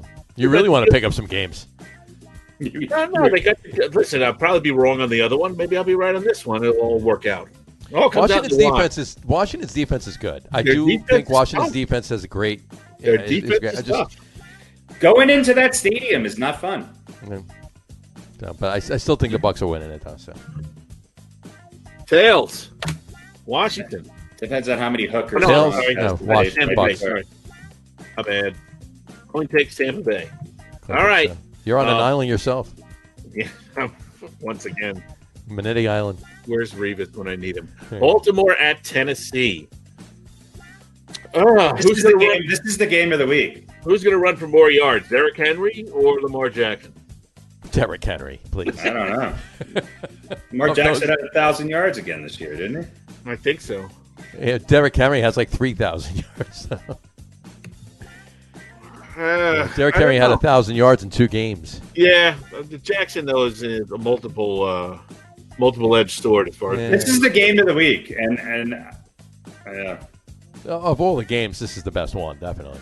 I think I'm going to take Baltimore because if you stop Tannehill has looked pretty good at times, but he's also looked not so good at times. And I think he looked good against Green Bay, that's for sure. Yeah, if you can corral, at least contain Derrick Henry, then you've discovered the key to beating Tennessee. And I think Baltimore can put up enough points. So yeah, I'll take them Ravens. Traveling, I love the Ravens on the road. There you go. I'm thinking, John, you go. I'm thinking too. All right, I'll flip. Let the coin go first. Coin's never gone before me and Pat. Well, heads. Coin says Tennessee. Yeah, you know what? I mean, it's a tough call. It is. It's a really. I don't really, have really confidence in either team. However, I remember watching highlights of Baltimore this past week and going, I don't want to play Baltimore in the first round of the playoffs. Both of these teams have a chip on their shoulder, I think. They do. You know what? And Tennessee beat Baltimore's had a chip on their shoulder and 9 parole officers in their bench. And Tennessee beat Baltimore in the playoffs last year, too, and they knocked them out of it, too. So. Yeah. And Baltimore, with Pittsburgh and that whole, before Pittsburgh showed their true colors, it was, Baltimore just can't beat Pittsburgh. So they got a more recent chip. You know what? I'm gonna go Baltimore. I'm going to go Baltimore. Yeah, I don't know why. I hate the Ravens, but I just have a feeling they're going to win this game. I just think Lamar Jackson's going to get over the hurdle and win playoff game. All right, I convinced both of you. Nice. All right, Chicago at Nyland. Then Saints will win again. Yeah, if the Saints don't win this game, then they should just burn the stadium down. Exactly. Yeah, I don't think There's no way the Bears win this game. I can't see. It can't be that fluky a year. Yeah. Knock wood. Right. All right, Coin says heads. So they like the home team, and that's New Orleans. So there we go. Our second game of all agreement. And finally, this is another tough one. Another tough one. This is going to be a good game. It is, but remember, Kevin Stefanski is not going to be on the sideline for the Browns. Yeah, he's got COVID. But he's not throwing or catching the ball. He's not throwing or catching the ball, but he's calling the game, and he's not going to be there. So why can't he call the game from a bunker? Can't he do it in from a Zoom meeting? Yeah, I don't understand why you Microsoft group chat or whatever it is. Because Roger Goodell has decided that the Steelers need to win the game. Well, I mean, no, seriously, who was it last week that was the quarterbacks coach was calling the game for somebody? Their offensive coordinator was out. And I'm like, why? Why does he have to sit in, or why? Why can't he just call the game? He can. Why can't he? Well, I guess they don't want him involved. They don't want him at the stadium at all. He can watch it and phone it in. Pictures that they're always looking at on the sidelines. Right. There's absolutely no reason that he involved somehow. Has to be physically in the stadium. Well, and I know he isn't the head coach, but when Jason Garrett had COVID, Freddie Kitchens was calling the game, and Jason Garrett wasn't involved at all. It was a game plan, but he wasn't there during the game. Clemson and Ohio State. Clemson's OC was out. Oh, there you go. So, which might have had something to do with the performance of their offense. But anyway, I just to me it doesn't make any sense. I guess there's no it's not unfair if the guy's not in the, you know what I mean? Right. If he's not in the stadium, there's no issue of fairness or anything. It's stupid. I don't know. Cleveland is not peaking at the right time though, and Pittsburgh is. Pittsburgh seems really to be little else than slide downhill for most of the second half of the season. But they've bounced back around the last couple of weeks. Yeah. Even though the Browns did win, but the Browns did win because, did the Browns win because the Browns won or because some of the players were sitting? Because Pittsburgh didn't have Big Ben and a couple other players in there. Right. And Cleveland won by what, 2? Yeah, exactly. Yeah, so I'm going to take based on that, I'm taking Pittsburgh, exactly. And Ben's rested, so if that was an issue, he should be over it. Pittsburgh's favored by 6, which I bet Vegas is going off the hook with this game. Mm-hmm. I don't know. I honestly don't know, and I shouldn't pick this team, but I'm going to. I'm going to take the Steelers. I just they've looked like garbage the last quarter of the season, and yet I do think that with their coaching and their defense, they can shut down Cleveland. And let's see if Baker Mayfield can actually show up in a playoff game. It's in Pittsburgh. I think that makes a little bit of a difference. I just think the Steelers win, but I think this is going to go down to the wire. It's going to be another good game. It's not going to be as good as the Titans-Ravens game, but it's going to be a decent game. There's a bunch of good games this week. This weekend, yeah. Who are you taking there, John? I'm taking the Steelers. Sorry. No worries. All right. Yeah, listen, I'll say this. Pittsburgh, before they were exposed, they were doing enough to win. Despite their and that's all I think they're going to do this week. Yeah, but despite their deficiencies, they were doing enough to win, and that's really all that counts. Cleveland, you can't really say the same thing if they're Jekyll and Jekyll, they're Jekyll and Hyde. Right? They're Heckle and Jekyll. They're Heckle and Jekyll. They're Heckle and Jekyll. They wreak havoc, and they do it in a comic way. Cigar smoking prankster birds. Comes up heads. Which is the home That'd team. Be great. I can picture Heckle and Jekyll in a Browns uniform. Yeah, like quarterback and wide Heckle and Jekyll actually calling the game. Would they be defensive backs or wide receivers? I think they'd be defensive backs, just talking shit the whole time. The whole time, yeah. Well, no, one would be one and one would be the other, and they'd end up brawling on the sidelines. Right. One would play for Pittsburgh, the other one would play for Cleveland. The Jekyll. All right, there we go. So, So we got a couple differences that I will almost certainly lose, but that's okay. I'm not sure about any of these games, to be honest with you. Buffalo is probably the best pick right there, and Buffalo and New Orleans. Yeah. Those are the two. I personally think New Orleans is playing the weakest team. Yeah. heading. Well, I mean, maybe Washington. I don't know. It would just be 2021, 2020 into 2021 if Washington wins. Right. Yeah, could be a very. They do have a home field advantage. They do, and they do have a good defense for this game. Yeah, and this only. And Alex Smith should be a little bit better. I like Alex a little bit more healed, and I'm rooting for Alex Smith. I got to admit. Well, if it'll be a good week, it'll be fun. It'll be interesting. So, all right. Well, there you go. Those are our picks. Let's get to our top 10 list of the week. Damn, I thought we already did more football. More football. Well, just a little bit more football. Well, listen, just another 2 segments of football. That's it. Once again, this show breaks ground that other shows do not. Absolutely. Right. Who is doing the list we're doing today? I mean, seriously. Nobody. No one. Top 10 kickers. Yeah. If anybody's doing it, they're not doing it seriously like we are. And they're not doing it as well as we are. No, that's true. I even had a chart. Yes, he did. Folks, he did. He had a chart. I can show it to you if you'd like. Just write in. I'll send it to you. Top 10 kickers of all time. Folks, this was actually probably, ironically, one of the more interesting lists as far as our voting goes, the way we do it. Right. We wound up with 13 names. Just because we don't know how to count. It's because we don't know how to count. Too many players on the field. We have a tie for 3rd place, a tie for 7th place, and a tie for 9th place, just the way we voted.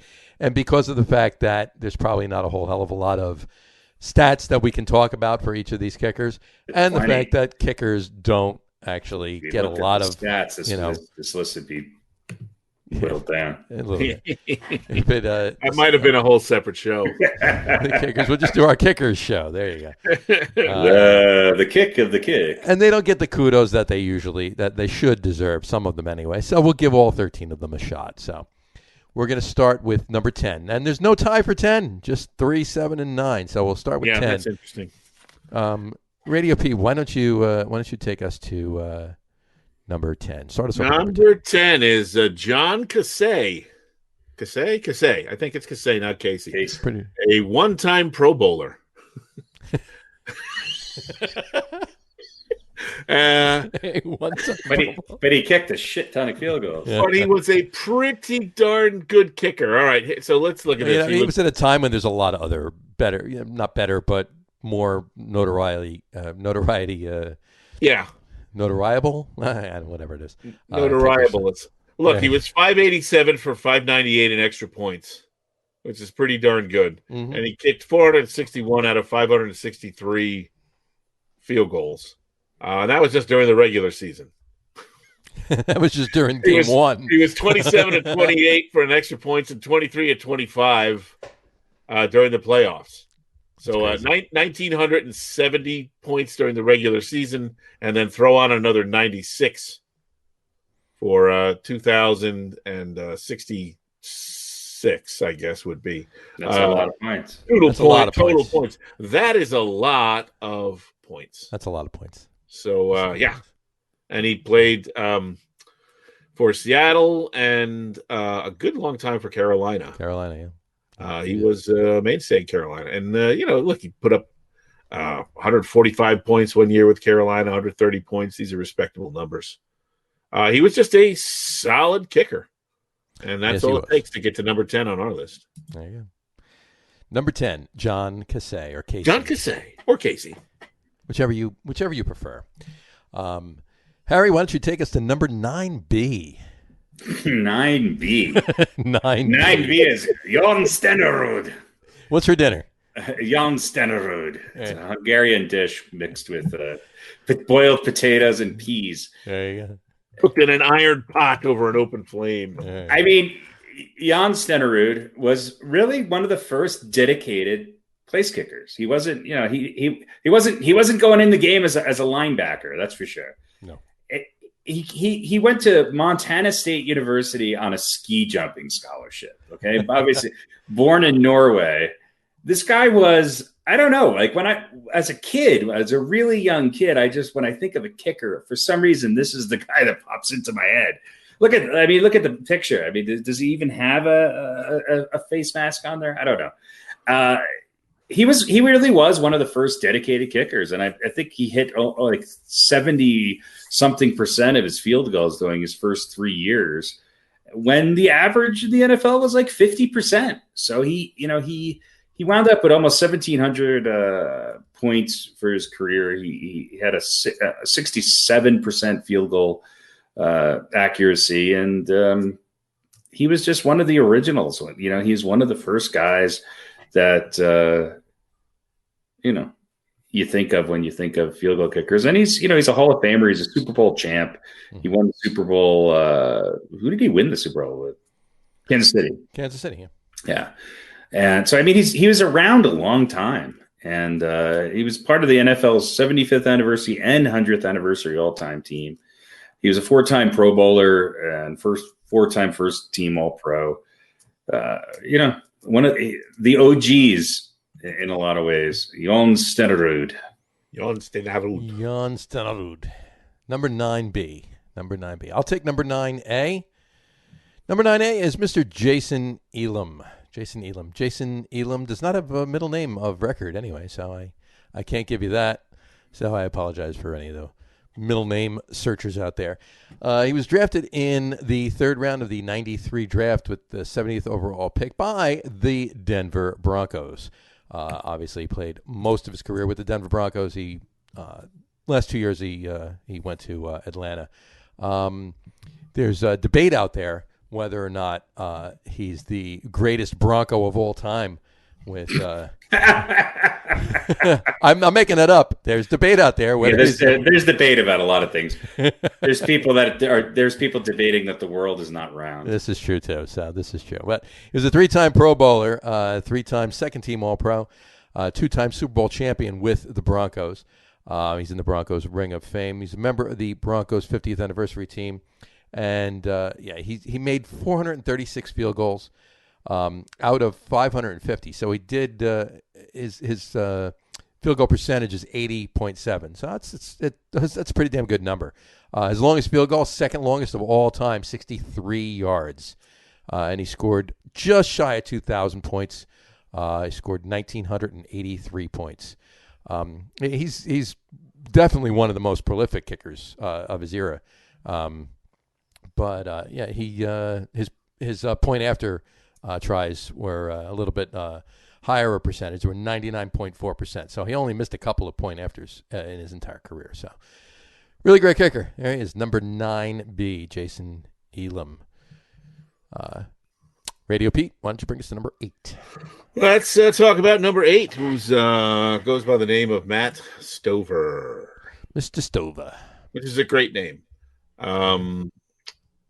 Let's see. Where's sorry. Got the wrong page pulled up. I should be definitely. One-time Super Bowl champion. Yes, with the Ravens. Mm-hmm. Went to one Pro Bowl and was an All-Pro, and that was all in the year 2000. I'm sure you guys remember that Ravens team very well. Mm-hmm. Yes, we do. He actually technically is a 2-time Super Bowl champion. He didn't. Did he? He didn't. He never actually kicked for the Giants. No, he was on injured reserve his entire rookie year, but they won the Super Bowl that year, so he got a ring. Yeah, that's true. So he got a ring in 1990. Although, so it even makes it even more ironic. Exactly. That he would then come back and be part of it. Although I don't. Did he actually have to kick a field goal in that Super Bowl? Probably not. Just a couple. Let's say they scored 34 points. So, yeah, he kicked 2. Okay. Because they didn't miss any points. He kicked 2. That's the old, mean, Giants-hating Pete coming out. Sorry, guys. And I had something to say about that Super Bowl, too, if you recall, Pete. And one of these days you're going to find that air check, too. So. I'm looking at it right now. All right, so here's the thing about Stover. 83.7% on the field goals, 471 out of 563, 591 out of 594. Wow. For extra points. He missed 3 extra points over a 27-year career, 99.5%. And as far as the scoring goes, where's my scoring chart? He scored a lot. 2004 regular season points, 2,110 total points. Scored 106 points in playoff games, 31 from 31 for extra points, and 25 out of 31 for field goals. Great career, and again, the 2 Super Bowl rings Matt Stover. I always thought he was kind of a guy that was overlooked as far as how good he was. And played for a long time. That helps, of course. This is true. There you go. Number 8, Matty Stover. Harry, why don't you bring us to number 7B? You got the 7B. 7B was Mr. Lou Groza, the toe. The toe. Lou Groza played 21 seasons for the Cleveland Browns. He was an offensive tackle and a kicker. I mean, can you imagine that today? Imagine an offensive lineman coming out to kick field goals. I mean, no, not really. Yeah. I mean, he was a 4-time NFL champion with the Browns, a 9-time Pro Bowler, part of the 1950s all-decade team and the NFL 50th anniversary all-time. I mean, part of it was just that he just did it for so long and was really an innovator. He was at that time, he was definitely the premier place kicker. Yeah. And he played in 216 games. He was, he kicked 234 field goals with which he did hit a 52-yard field goal at a time when even a 50-yard field goal was unheard of. And, he made almost 98% of his extra points. That's where he scored most of his points. He kicked 641 extra points. Yeah, that's crazy. I mean, Lou the Toe Groza, he's just one of these old-time guys who's... He was like the first guy who made kicking field goals from any distance a legitimate thing. Teams absolutely avoided anything outside of probably 30 yards. And Groza was like, yeah, I could do that. But, I mean, he played offensive tackle, center, defensive tackle, and kicker. And, I mean, he retired for a brief period of time there, because I think due to injuries. But then he came back. He played from 46 to 59 and 61 to 67. Yeah. 21 seasons. 21 seasons. 21 seasons for the Cleveland Browns, and he didn't kill himself. So, I mean, but this was, of course, back when the Browns were winning championships. They were, yeah. They were the But, I mean, he went 9 years between championships.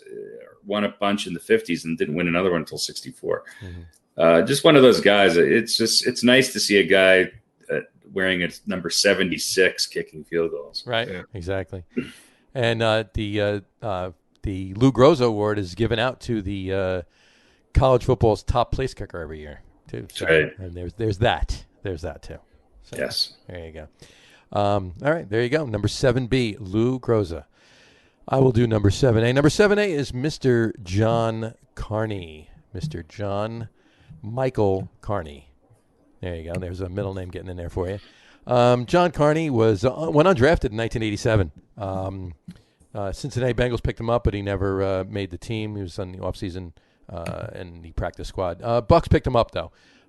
So he played a couple of years for the Bucks, went to the Rams, the Chargers, the Saints, the Jaguars, the Chiefs, the Giants, and then back to the Saints to finish out his career. So longest stint he had was with the Saints for 7 seasons, 01 through 06. But he definitely made his way around the NFL, that's for sure. But the important stats are the fact that he's a 2-time Pro Bowler, 1-time first-team All-Pro, 1-time second-team All-Pro.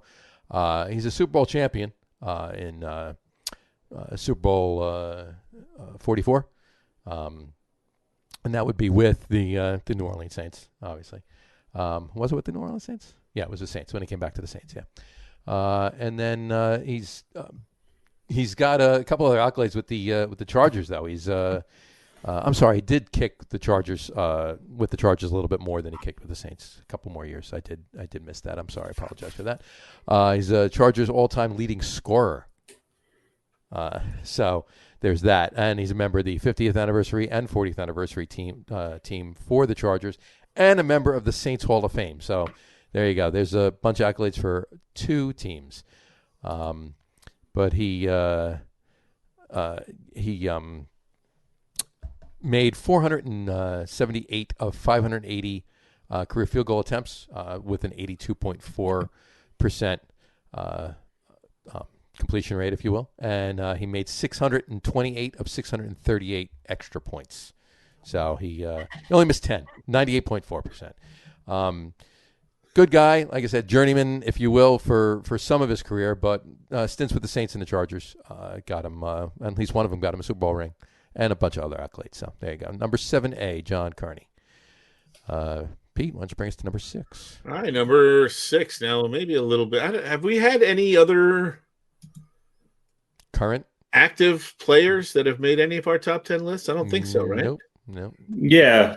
Josh Cribbs and any of the lists? We've had a few. Yeah, we've had a few. Well, and obviously best quarterback of all time. Yeah, okay. Sure. Yeah. But it's pretty rare, and certainly it's only happened a handful of times, if that. Yeah, you might not think it's for a kicker. And listen, Justin Tucker is his name. You might have heard of him.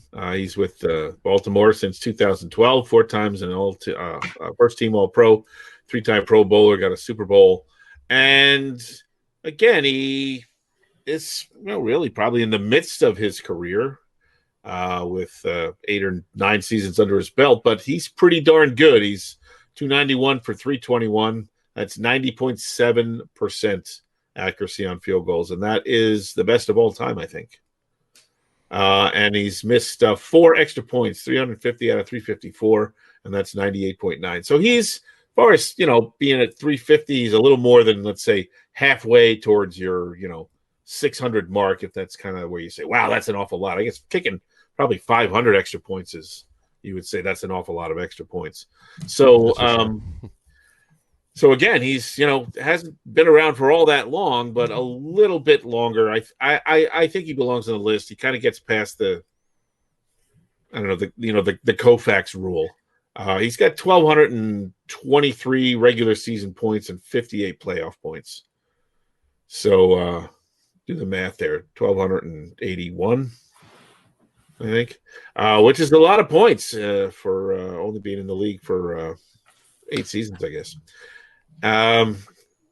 He could end up being the very best if he continues kind of at this pace. He's super accurate and therefore number 17G on our list, Justin Tucker. Yeah, I mean, made number 6 on our list of the 13 top 10 kickers. Yeah. And he's only been kicking. This was his 9th season, so he goes the length that some of these other kickers went. He'll move his way up this list. He could shatter every record. He can. Yeah, it's crazy. Well, there's another guy who's active on this list too. I think he's active still. That's Blanda. Luke Rosa. Luke Rosa Jr. He's going to play this week against the Steelers. Ralph Bernershko. What are you talking about? Groza. Hey, Groza.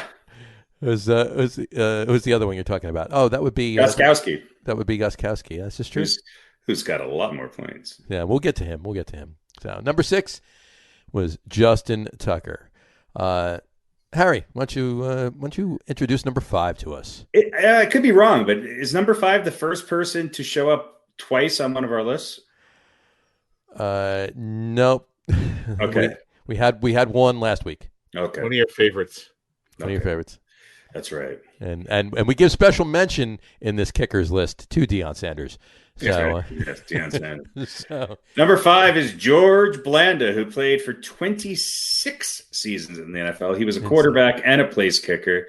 As far as his place kicking accolades, he kicked 335 out of 639 field goals. Only 52%, which for the time was very good. But he kicked 943 extra points. 943 extra points in one game.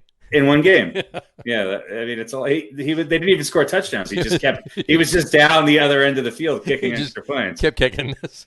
That's right. He, I mean, he's one of the, he's on the AFL all-time team. He was a 3-time AFL champion, 4-time All-Star. He's just one of those guys who goes down as one of these old school players who just played forever and was really, really, really good at what he did. Here's some of the records that he holds. Other than he has obviously the record for the most point afters made and attempted, 943 and 959. He also holds the record for the passing touchdowns in a game with 7. Most season played 26. Most season scoring a point 26. And one of only 2 players to play in 4 different decades. He played in the 40s, 50s, 60s, and 70s. Yep. And he once attempted 68 passes in a game. And is he and is kicked he 30 field goals too. and is the oldest player to play in an NFL game at 48 years and 109 days. Mm-hmm. And he's the first player to ever score over 2,000 points. So take that, Tom Brady. Yeah, that's right. That's Brady's goal. That's what Let he wants to him be. play till He wants to be 45. Blanda. Brady's going to become a place kicker after He wants to be Blanda. That's it. Yeah, exactly. Yeah. Blanda gets to sit on the next highest level of seats, right above Groza and Brady. Exactly. But 21 years? 26. Sorry, I got Yeah. 26. I'd say you're 43, 48. You guys sit down there. You're fine. Yes. George Blanda, number whatever. Number 73. Number 5. Yeah. Number 5, George Blanda. Number 73 out of 13. Exactly. I will take number 4. Number 4 is Mr. Hansen. Mr. Hansen. Is this? No, this is the wrong picture. That's not it. Well, there's children, right? That's his children. That's right. There's 3 of them that could kick. One holds, the other 2 kick. You got a snap? No, it's a snapper, a holder, and a kicker. Snapper, holder, kicker. There you go, right there. Now, Jason Hansen. Jason Hansen right there. Jason Hansen, again, no middle name. Another one on my list, no middle name. He was drafted in the second round with the 56th pick in the 92 draft by the Detroit Lions, spent his entire 21-year career with the Detroit Lions. He, you know you're good when you spend your entire 21-year career without missing a season with the same team. So he was a 2-time Pro Bowler, 97 and 99. He's the Associated Press second-team All-Pro in 97. He was first-team All-Pro in 93. A bunch of accolades. Just 2-time first-team All-NFC in 93 and 99. Here's a couple of interesting facts. Jason Hansen has 2,150 career points in 327 games. It's 21 seasons. His point after tries were 98.8%, and his career success rate for field goals, 495 made, was 82.4. Great numbers, but he's the only kicker to ever be named Offensive Rookie of the Year. So he's just an amazing kicker. And again, spent his entire career with the Detroit Lions. So there you go. Number 4, Mr. Jason Hansen. Bob Hansen. Maybe Bob that Hansen. might have been sort of a. He must have done something wrong in a previous life to have to spend his Entire career with the career. Detroit Lions. with the Detroit. Hey, you know what though? Hey, you know when He's the only Detroit Lions star to not quit in his prime. exactly. But you know what? When he first started kicking with the Lions, Barry was there. So you know he kicked with Barry. He kicked with Calvin. So he had some fun. He had a little fun. Seen him come and he's Seen him go. Exactly. And yet he stayed. So there you go. But there you go. Number 4, Jason Hansen. Mr. RadioPete, why don't you take us to number 3? All right, let's go to number 3, and you might know him as the Ghost. One of my favorite kickers ever. Stephen, source of much heartbreak. Stephen Gostkowski with the Patriots. Is that right? Yeah. What team? Wait. What team was that? He's the pretty Patriots. good. How many Super Bowls does he have? Trying to say 3 Super Bowls. Hall of Fame All 2010s team. What does that even mean?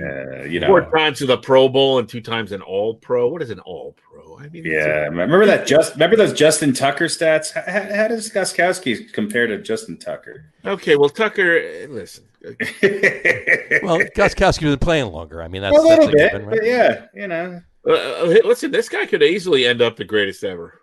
Yeah, I mean, he's got a few more years left in him, right? Look, his numbers are impressive, right? So 86.3 in field goals, 392 out of 454, 699 out of 712 in the extra points. That's 98.2%. And then 1,875 regular season points, and then 700,000 in the playoffs. Yeah. Oh, I'm sorry, 205.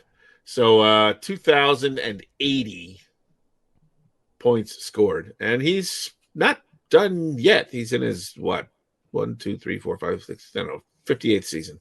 Yeah, it's good place kickers. Yeah, He looks pretty good for his age. Yeah. He could easily. I mean, he's no Lou Groza, but no, but he could end up statistically. he could play go to Groza route. He could end up statistically the best of all time if he could. But Tucker could also surpass him a few years later after that. But he's darn good, that Ghosty. Not like he actually kept the Jets out of the Super Bowl or anything, but not so much. Still, I've taken all of my former hatred for the Giants and put it on the Patriots. Added that to my hatred for the Patriots. Well, you got to kind of like the Giants because they beat the Patriots twice in the Super Bowl. So you kind of, as a Jet fan, you kind of got to have a little bit of a soft spot there, right? No, I was. It's funny how I was rooting for the Patriots in both of them. It's funny how Jets fans hate the Giants, but Giants fans don't give a shit about the Jets. Well, that's why would you? It's like Yankee fans. Why should you care about? Well, before the latest run, before the Red Sox became a dynasty, who gives? No, I thought you were going to say the Mets. Yeah, there's another baseball team in Queens. What? Not much reason to be worried about the Mets. Give it a little. Give it a little. Yeah, just wait this year. Just wait a year or two. And see what happens. Yeah, 27-1. Well, they'll catch up eventually. Oh, I'm not talking about that. Nobody's catching the Yankees. Come on. You never know. I doubt it. We keep having strike short and playing short and Dodgers might run right up there. So. Listen, that could be another pandemic, and the Dodgers, they could win 3 or 4 more and be within striking distance. That's right. The pandemic dynasty, the Los Angeles Dodgers. Or maybe if you have to play with a mask on, they're hard to beat. It's very difficult. Isn't it? What's the hockey team that has the second most? Is it the Canadiens? Canadians, yeah. So they might start playing baseball and be like, well, we got 18 or whatever they have. They tried a long time ago. They did. They were called the Expos. Yeah, they were as good as the Expos. They were. Sam. Well, there you go. Number 3B, Stephen Gostkowski. We're not done with this yet? We're not done with this. No. Harry, bring us to number 3A, please. 3A is Gary Anderson, the lead singer of Yes. That's John Anderson. Oh, okay. Gary Anderson was a field goal kicker. And he played for 27 teams. He went to 4 Pro Bowls. He played for a long time. But here's what was really great about Gary Anderson is that he made 99.2% of his extra points. And you're saying, well, he only probably attempted 300 or 400. No, he attempted 827 extra points and made 820 of them. He made 538 field goals, 80.1%, and has scored 2,434 points in his career. In fact, if I'm not mistaken, he's 3rd all time in points. He held the record for points for a while until it was broken by maybe somebody else on this list, and also held the record for points in a single season with 164 until it was broken by Mr. David Akers. Mm-hmm. And his field goal percentage in 1998 was 100. He made 35 of 35 field goals. Maybe best known as a Steeler. I don't know. I think I remember him as a Steeler. Steeler, yeah, I remember. Yeah, and then later with the Vikings, and he played for the Titans and the 49ers, and never won a Super Bowl, but it's part of the Pittsburgh Steelers all-time team, so you got to give him that. And one of the best. I mean, just again, I think with a lot of these place kickers, it's longevity. They're able to play a long time, and he was just really, really good at what he did. And for that, he lands on number 3 on our list. 3A. Mr. Gary Anderson. Gary. What? Oh, he does have a middle name, but I don't like telling you anybody what they are. Oh, guys, say why not? Allen. Gary Allen? Gary Allen. Gary Allen Anderson. Gary Allen. That is a boring name. Gah. His name is Gah. Gah. His initials are Gah. There you go. All right, number 3A, Gary Anderson. I will take number 2. Number two is the Great Dane, folks. Morten Andersen. He was drafted in the 4th round with the 86 pick and then 82 draft by the New Orleans Saints. Spent 13 seasons with the Saints. Then went to Atlanta for another 6, and then bounced around. Was on the Giants, the Chiefs, the Vikings, and then back to Atlanta to finish out his career. He played for 26 seasons, I believe. Yeah, 26 seasons. Just crazy good kicker. But 2-time Golden Toe Award winner in 86 and 95. 7-time Pro Bowler, 5-time first-team All-Pro, 1-time second-team All-Pro. Remember the 80s All-Decade team. Remember the 90s All-Decade team. He's in the Saints Ring of Honor and Hall of Fame. But he played 382 games. His field goals, he made 565 of 709. That's a .797 or 79.7% connectivity rate, if you will. His extra points were 849 of 859. He only missed 10 extra points, 98.8%. 10 extra points in almost 850 tries. He scored 2,544 points, folks. 2,944 points. That's an amazing feat. He kicked in 3 different decades: the 80s, the 90s, and the 2000s. Just when he was coming out on the field, and even as a Giants fan, he only kicked for 1 year, and it was after they lost in the Super Bowl in '35. But when whatever team he was on, when he was coming out to kick a field goal, you were pretty confident he was making that field goal. So not too much of debate there. Just a great all-around kicker. One of the best, definitely number 2 on our list. And I don't think there was any debate that he was number 2 on our list with all 3 of us across the board either. So number 2, Morton Anderson. There you go. Radio Pete, why don't you let us know who the number 1 kicker on our list is? Okay, number 1. Can you guys hear me? Yes, I can hear you. Okay, sorry. Number 1. Well, listen, before Gostkowski was the kicker that Jets fans love to hate, this other guy was the kicker that Jets fans love to hate, and he also kicked for New England for a good number of years, and then for the Colts, where I guess he's still the kicker. Mm-hmm.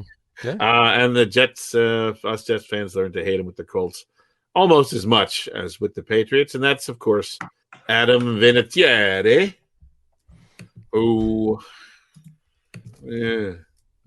what can you say? 3 Super Bowls with the Patriots and 1 with the Colts. 4 times, Hall of Fame All-2000s team. 3 times a Pro Bowler and 3 times an All-Pro. Pretty impressive. Not bad. He was great. 599 out of 715. That doesn't sound so good. Pretty good, though. 83.8% for field goals. 874 out of 898 for the extra points. That is 97.3%. And that is pretty good. Again, longevity will get you some numbers, right? Sure. Just a bit. Career numbers, 2673.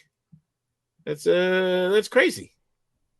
2,673 points, all told. All totaled. Yeah. Clutch too. He was not just a guy that was on teams that had really good offenses and he kicked a bunch of extra points and then occasionally kick a field goal. He made big kicks. Yeah, he's won Super Bowls. He was four Super Bowls. 4 Super Bowls. 3 with New England and 1 with the Colts.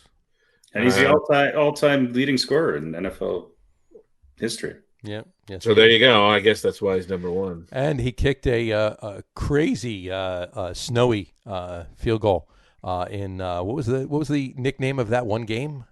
It was the Tuck Rule game, wasn't it? When he kicked that field goal. Yeah, that's right. I think his career might be over though. The game forever. Yeah. He was not kicking the whole year, right? Was he Cheer. That was in, what was that, 2002? He hasn't played. He's been on injured reserve, and I think it sounds like he may have finished out. May have played his last game. Yeah, I guess so.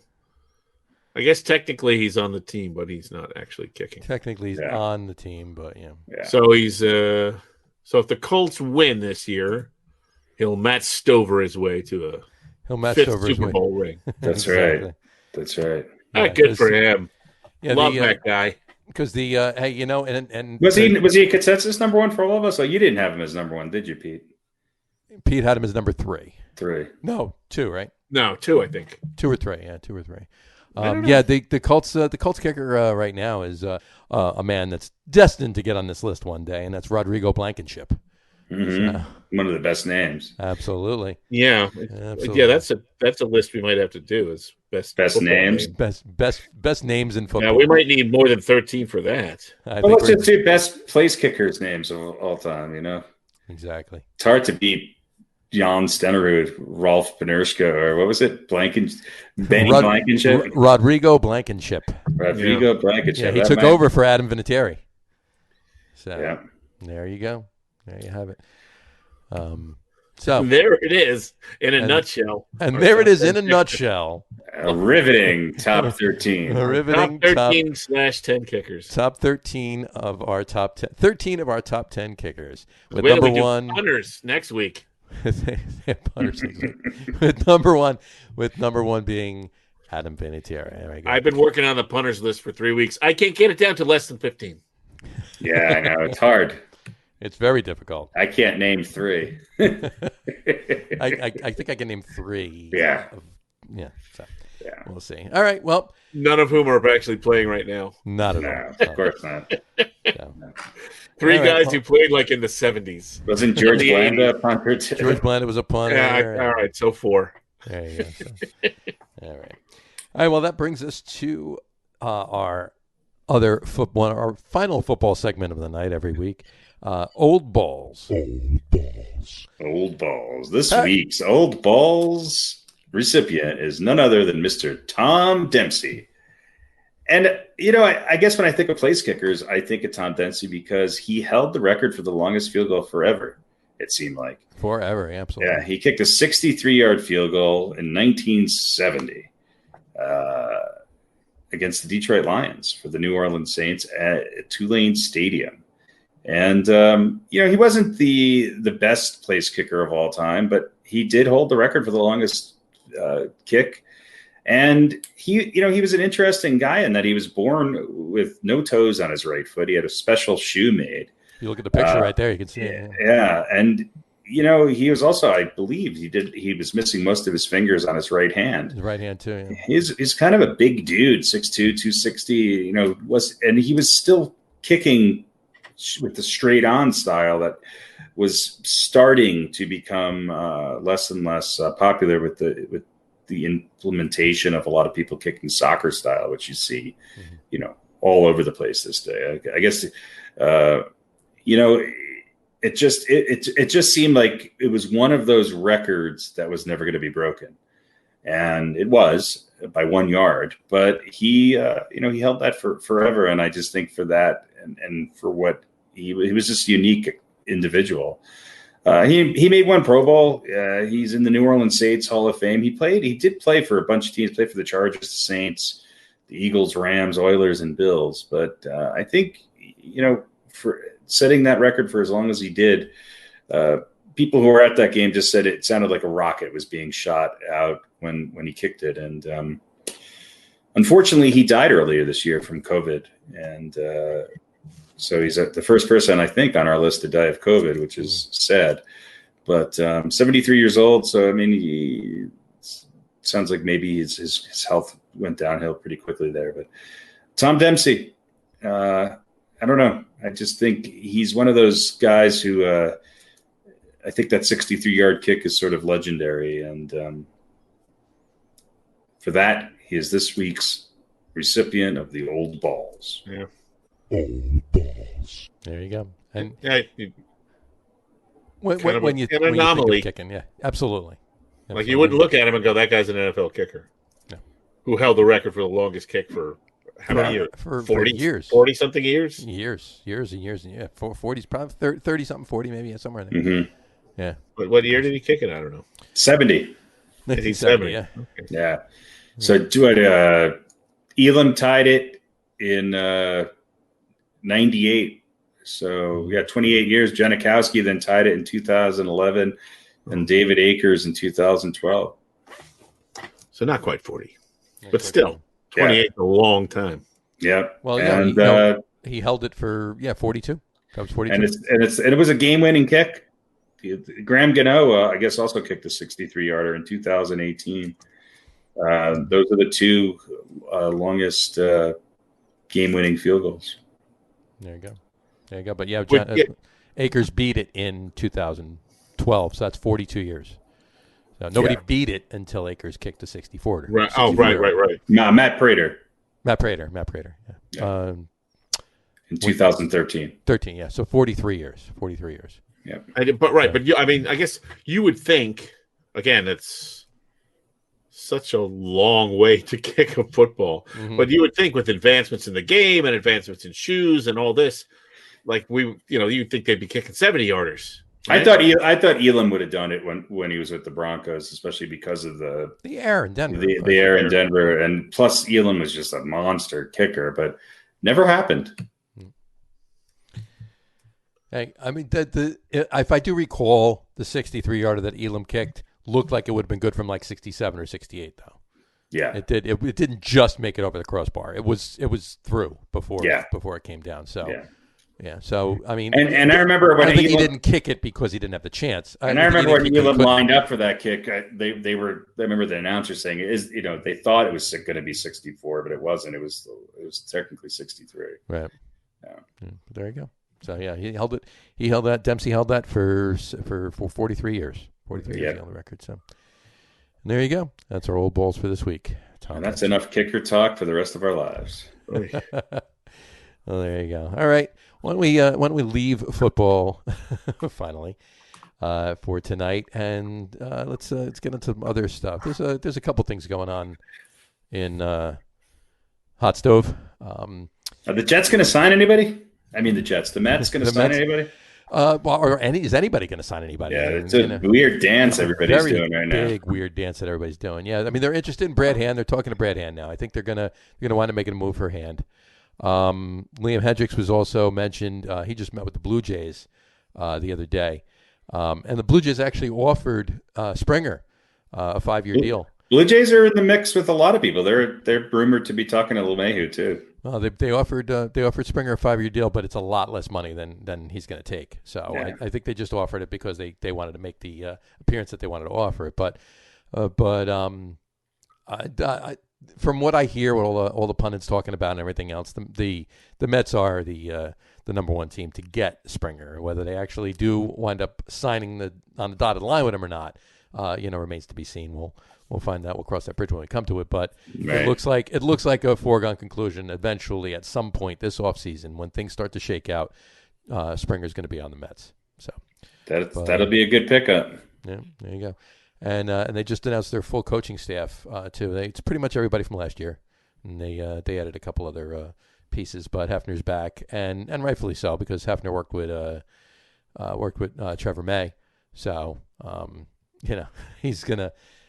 And he didn't do a bad job last year. He definitely brought to some degree brought Diaz back. So we'll see what happens there. But that's about all I have on the Mets. Anything on your end there, Pete? No, I'm just finding myself not caring about baseball at all right now. Yeah, because nothing's happening. We're heading into the NFL playoffs, and we're almost at a point now where we can maybe start to make some decisions or what we think about some of the NBA teams. Still early in the season, but that's true. I until something happens, what do we? It's not a story, it's right? Like Harry said, it's just a weird dance happening right now. But there is some Yankee news from the other day, though. Harry, what's that? Phil Hughes retired. Oh man, yeah. I thought he retired while he was on the mound a couple of years ago. Just saw that the other day. I figured had to report that. So he'll be missed. Yeah. He actually wasn't all that bad. No, he had some decent seasons early on. Yeah. But he was on the last World Series team, right? He was on in 2009. Yeah, so he was there. But hey, well, he retired. Good luck in your retirement there, Mr. Hughes. I don't think anything else is going on in the Yankees. They're still all part of this weird dance too. There's really nothing else pretty much going on. So No. I think is everybody just waiting to see how the pandemic goes? I think that's and whether what it there's is. going to be fans. I think there's 2 or 3 players who are dictating what other. I think Springer is one of them, although it sounds like he's pretty much set on the Mets. I think Francisco Lindor and DJ LeMahieu. There's a dance going on there. I think the Yankees are actually interested in Lindor, and if they get him, I think they're going to let DJ LeMahieu go. Well, why would they? Why would they keep him? Why would they pay Lindor, trade for him, and pay Lindor and pay LeMahieu too? Yeah. You know, they can because they're too great. Because they're 2 great players. Well, no, if they can keep him, I mean, that would be very Yankee-esque to do. You know, Yeah. but that would not recently, but yeah, not recently. Yeah, but not modern day Yankee. I think the Yankees equivalent of Sam Darnold is Gleyber Torres. You know, they want to move him back to second base, and that's part of I think a lot of this. And obviously, Lindor is one of the best, if not the best, shortstop in baseball. So I'm not sold on Lindor, to be honest with you. Yeah. Because I don't know. I just think. How many seasons does he have left? You know, what is he going to? What you're going to be paying a ton for him, and I think the Yankees don't. I think the Yankees need pitchers and people and can fill their current roster with players that have played on this team. I think that's the need. I think they need pitching, and I think spending that much money on Lindor is not the smartest move. Right. And then unless they sign him right away, they got him for a year. And I'm sure that they would take care of that. That's the case. But you don't know. He is young enough though. So yeah. But we'll see. Well. Yeah. Well, and you have to worry about if they don't sign him right away. You know, what if he turns out he doesn't like New York? Right. You know, they don't sign him right away. He doesn't like it. He plays well, and he decides I'm not going to stick around here. There's no. Yeah. Yeah, I mean, if you give the money that he's going to be getting when he does, re-up his contract, you could play me in Antarctica. I don't give a shit. Yeah. What does it matter where you play nowadays anyway? It's like, which empty stadium do you want to play in this year? This is true. So, we will see what comes with that. But yeah, as other hot stove news shakes out, we will report. If there's anything big, don't worry, we'll pop on and do if there's anything big, we'll miss it. We should have something for you folks in about a month. Something. I'm going to say sometime mid-February we'll be able to tell you a little bit more. Somebody's going to have to sign someone at some point. Someone. But we're going to be all over it. Well, I'll tell you right now, they're still waiting on what they're going to do with spring training, because it's still up in the air. I mean, every team goes to it's going to have to be some sort of a bubble if they're going to do it on time. But every team's got to go to Arizona or Florida, and those are the two of the hottest states right now. So with everything. So, to think about sending everybody, and not just baseball, not just the players, the staff, coaches, front office people, reporters, it's not just about their health and safety and well-being and everything else, but they're going down there. It's going to have to be a huge bubble situation, and who the hell knows what's going to. So they're looking at all the logistics of that, and I think that's playing part and parcel of all that's going on right now with this big dance that everybody's doing. So we'll see what happens, how it shakes out. All right, let's move on to some NBA. How about those Knicks there, Harry? They're looking all right. I think Peyton's the key. It'll be interesting when some of these other guys get healthy and see what the rotation is. But Julius Randle's off to a great start. I think he's proven himself to be a triple-double threat. And he had 12 points in the first quarter on Monday night. Yeah, I think the key to that team is Peyton. He seemed, when he goes, they seem to go pretty well. And RJ Barrett looks okay. I mean, he's playing better. It'll be interesting when Topley comes back and Toppin comes back. They're gonna have some rotation bunching going on, but I think they'll be okay. I think you're gonna see people like Kevin Knox and others, just their minutes get limited. They're playing with like an 8-man rotation right now. Yeah. So how long can that last? I don't know. They're pretty young. They're playing pretty good defense. And that doesn't surprise me. I mean, that's Thibodeau. hallmark. They've beaten some good teams too. I mean, they've won some games that nobody thought they had a chance of winning. It's early, but they're 4-3. And when was the last time the Knicks were 4-3? It's a long time ago. They're 4-3 right now. In 7 games, they're 4-3. They've won 4 games, I should say, in 7 games. It took them 22 games last year to win 4 games. Right. So, but they're in 5th place right now in the East. And right now there's 4 minutes and 41 seconds left in the 4th, and they are tied with the Jazz. Yeah, and 96 up. It seems like there's a lot more parity early on in the NBA season so far, and I don't know what that's causing that, but I don't know. I mean, it just seems like teams are not really gelling all that much, and there's I guess enough movement in the offseason where there's a bunch of people trying to team up with new players, but it just seems like some of the teams that were great last year and ended the year strong are struggling, including the Nuggets and the Bucks and a couple other teams that aren't necessarily up to great starts. Right. Well, yeah, I mean, you do have a fair amount of movement, and you've also got, because of the way things were last year, you've got some teams that had not played. You know, they've now played 7 or 8 or 9 games in like the last 6 months. Right. And other teams that were playing up until, what was it, 6 weeks ago? You know, so you don't know how that's, you know, I mean, that's got to be. It's got to be affecting them somehow. Yeah, probably got some. You got some guys that are, you know, have little tired legs, and you got other guys that are still shaking off, you know, 4 or 5 months of rust. So and it's going to be a weird season. That's why I said it's going to take a few more games to. Yeah, we're not going to really know where everybody's. No, where everybody's for another couple but weeks. the Knicks, you know what? The Knicks are looking like they should look like, you know, young, energetic, a team you don't want to play. Yeah, I mean, they look good. They're fun to watch. It'll be interesting as the season goes on to see how they hold up. But they seem to be able to put the ball in the basket right now, and that's impressed me. I thought they would be much better on the defensive end, which they are. Right. But they seem to be able to hang and what they come back from 13 down, 14 down. They were down, 13 or 14 or 15 even, I think, the other day. And they came back and won pretty handily. So I mean, they're and other teams have got to, you know, figure them out a little bit. And you know, this is kind of a much different team, and obviously a new coach from where they were last year. So there's not and the expectations are, you know, rising, but still pretty low.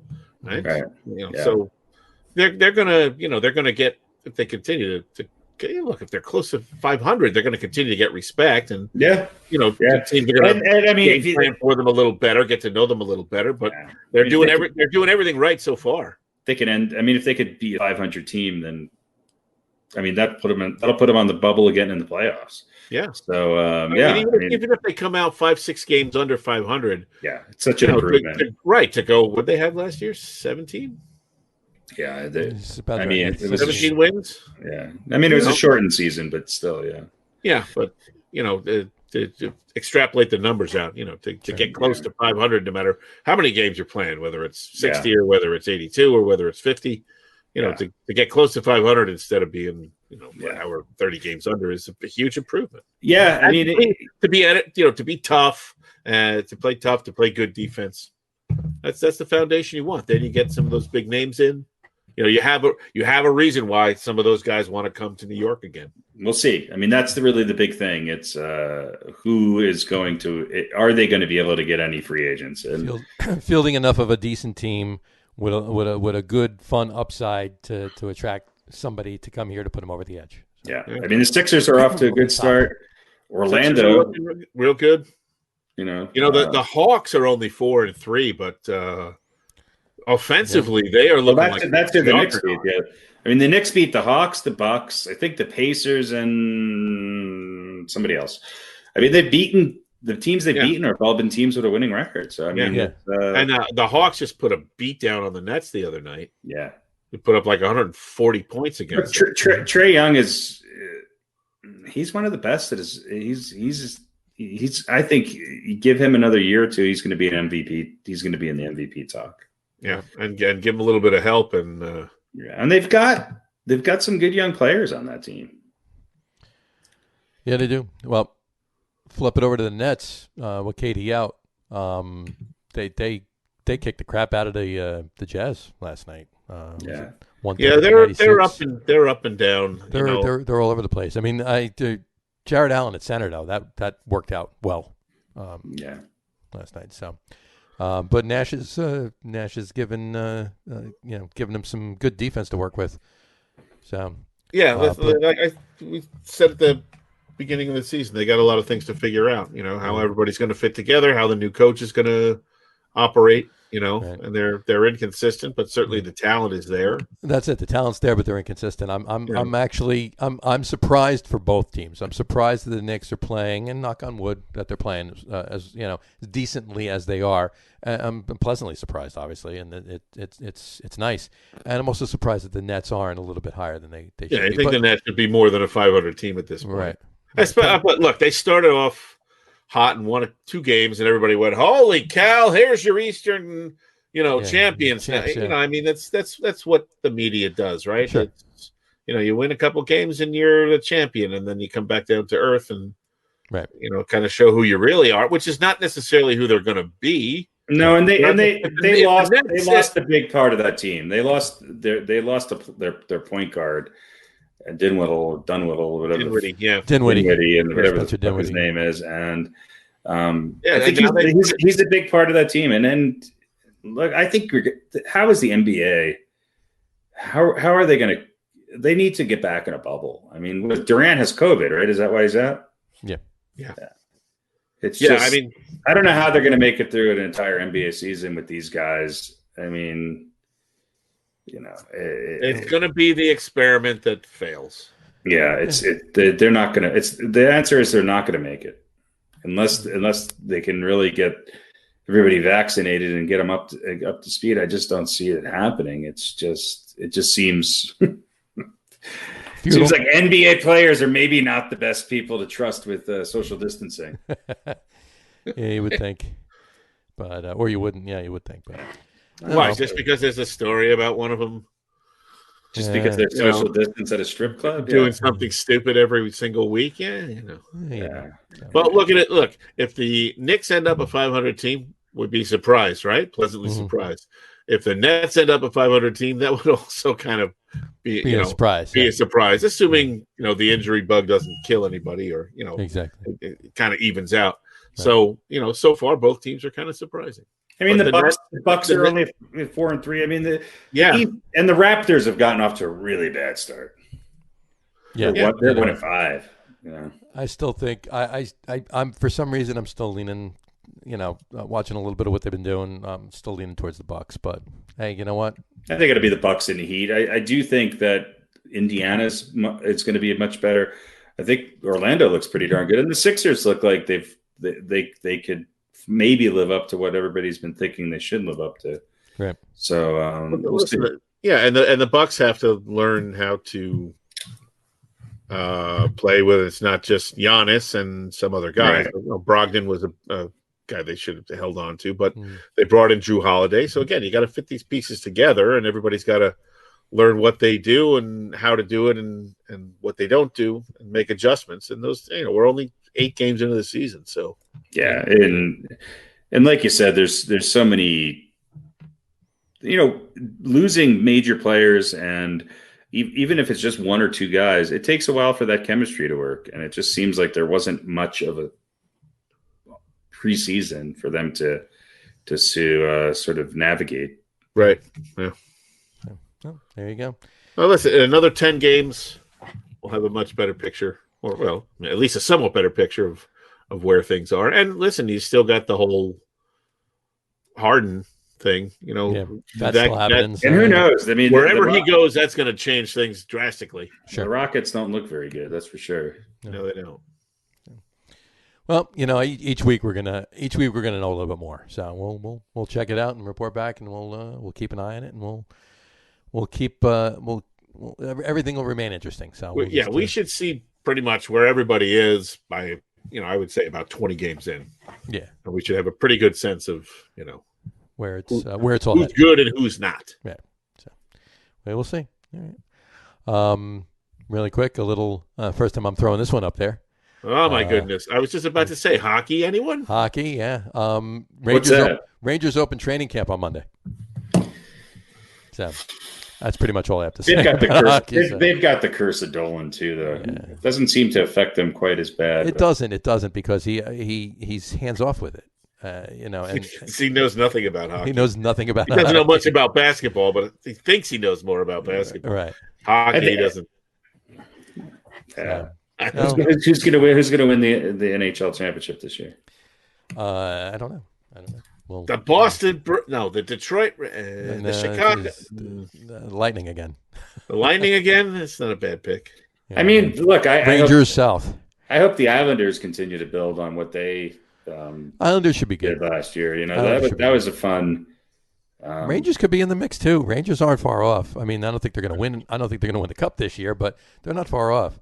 They can be surprising this year. So. Yeah, I mean, Tampa Bay is probably going to be, the favorite. Who knows? Right. And the Avalanche have made a lot of good moves. They certainly will be up there. Don't sleep on those Vegas. Don't sleep on and remember next season. So the season that, unless it's delayed again, the season that starts in October of 2021, there's a new team in the league. And what's that? And that would be the Seattle Kraken. That's right. Oh yeah, I do remember that. Did they have a contest to pick that name or? Yeah, Not sure. Yeah, I was. I'm sure. There's worse. Did you write in for that one? At least it's not named after a natural disaster. I'm just sick of these natural disaster teams. Hurricanes, avalanche, fucking lightning. It's just yeah. Well, I'm always reminded of. There was a story a couple of years ago about like some research boat or something that was being launched, some sort of scientific study boat. And they had a contest, and they let people on the internet pick the name, and they chose Bodie McBoatface. Bodie McBoatface as the name of like this, I don't know, like a deep water research boat or something like that. So sometimes it backfires, and sometimes it backfires on you. That was the case in Seattle because Kraken sounds like it could be a gag name that a bunch of people got together and all. If all of us vote 400 times. They'll be the Kraken. I mean, it could be cool. I mean, it gives a lot of, I don't think there's a cool logo. Yeah, it's a cool logo, a cool mascot. Sure. Yeah, doesn't have anything to do with Seattle, but it's a giant octopus. There's not too many octopi. Giant squid. Yeah, they are. Well, I guess. Well, is it? No, the Kraken's not a squid, is it? It's an octopus. Oh, well, then it's perfect. Yeah. It's a giant squid. No. Oh, well, then it's perfect for Seattle. They got some of the biggest fish markets. Sea invertebrates. No, they got huge squid and octopus. And I used to live out in Bremerton, and they have like starfish that were 5 feet across. Really? Something about that water in the Puget Sound grows them big. So then it's appropriate. I thought the Kraken was more like a Godzilla. Remember that movie with Harry Hamlin? It didn't look like an octopus to me. Well, it was used in some earlier movies as a sea monster, right? Right. So there's a song called "Release the Kraken" by Ninja Sex Party. So and that's the tagline of the team: "Release the Kraken." Release the I Kraken. thought Cthulhu was like the giant squid. Well, this wasn't Phil. I'll leave that alone. But, that was Mick Kraken, right? Mick Kraken. Release the Kraken or the McCracken. No, it by was McDonald's. Phil the Kraken. Phil McCracken. Yeah, there you go. It's the number one joke among plumbers. There you go. Exactly. Phil McCracken. He was actually a defensive player for the Boston Bruins. Phil McCracken. Phil McCracken, was he? I thought he was somebody from Slapshot. He probably was. He was. And then he came out of the movie and got signed by the Bruins. Yeah. So, exactly. Nice. That'd be great if they did sign the Hanson brothers. Oh, man. Wouldn't it be great if those music kids grew up to be the Hanson brothers? They fell in love with hockey. Their eyes all went bad. They had to wear glasses, and they became goons. There you go. And they'd be out. Bop. That'd be great. Although I think one of them's only like 3'6". So even better, he can skate under the defenders. It'd be one of those little. He'd be one of those. He'll never get called for high sticking. Exactly. He can hold it up here and it's still below everything else. One of those little tiny forwards that skates underneath everybody. That's right. Exactly. That's right. So, yeah, I mean, Seattle. I hope Seattle gets a basketball team again. That's a huge city for them to really only have the water chickens. Seems odd. I guess they got the Storm, right? Again, natural disaster. There you go. Well, I mean, they got the Mariners too. You don't forget about that. I forgot about the Mariners. Yeah. Which is easy to do. Griffey and they are kind of easy to forget about. Yeah. It's a nice stadium. I've never seen a baseball game there. But when was the last time? Seen a concert there. When was the last time the Mariners were relevant? That one year that they won 108 games, right? Yeah, they were. 112 games or something like that. Right? Yeah. So, but and they were relevant in that movie too, Little Big League. They beat the Twins in that playoff game. So. But I digress. Yes. That brings us out of hockey. That's our hockey report for today. Out of our Kraken minute. Out of our Kraken minute. And just to throw this up there really quick, at the moment, March Madness is on, and they're planning on some sort of a bubble in and around Indianapolis, and Selection Sunday is slated, if you will, for March 14th. So. That's what they're looking at. Everyone's gonna be in one place. Well, they're saying in and around. They didn't say in Indianapolis. They said in and around Indianapolis. So I would imagine that they're not gonna, it's not gonna be one hotel with every team. But I'm guessing they're all gonna play in Indianapolis. They'll like they did in Orlando. They'll have the games all. That's right. One they should just pick some random teams for this. Just don't even have them play into the tournament. Just pick some random teams. There you go. And then just make Gonzaga, Duke, North Carolina, and Florida number ones, and that's all. Call it a day. Yeah. We don't want Virginia number one, so they can lose to a number 16 again. Yeah, Ralph Sampson's coming back though. So. All right. Well, that'll be very interesting. Next week, top 10 Virginia centers. Next week, top 10 Virginia centers. There you go. Yeah. Gotta love it. All right. Well, that should wrap things up for this show today. We want to thank everybody for watching. And for those of you listening to the audio podcast, thanks for listening. Don't forget to visit our website, www.lagerum.com. That's LAGERROM.com. And please remember, like us and follow us on all of our social media, Facebook, Twitter, Instagram, and our YouTube channel. All of them are at The Lager Room. Remember, we go live with the video podcast on both Facebook and YouTube every Wednesday at 7 o'clock. For those of you that want to just listen to the audio podcast, you can do so on Apple Podcasts, Spotify, TuneIn, and Stitcher. And if you haven't done so already, please subscribe to one or more of those feeds, and you'll never miss a show. Again, thanks for following along with us. Have a great weekend. Watch the wild card games. Enjoy yourself. Be safe. Again, Happy New Year to everybody. And take care, guys. We'll talk to you soon. Take care. Cheers. Look at the little Tula. She's talking to the producer. Talking to a cat. And a woman in a jumpsuit throws her a grapefruit. By George,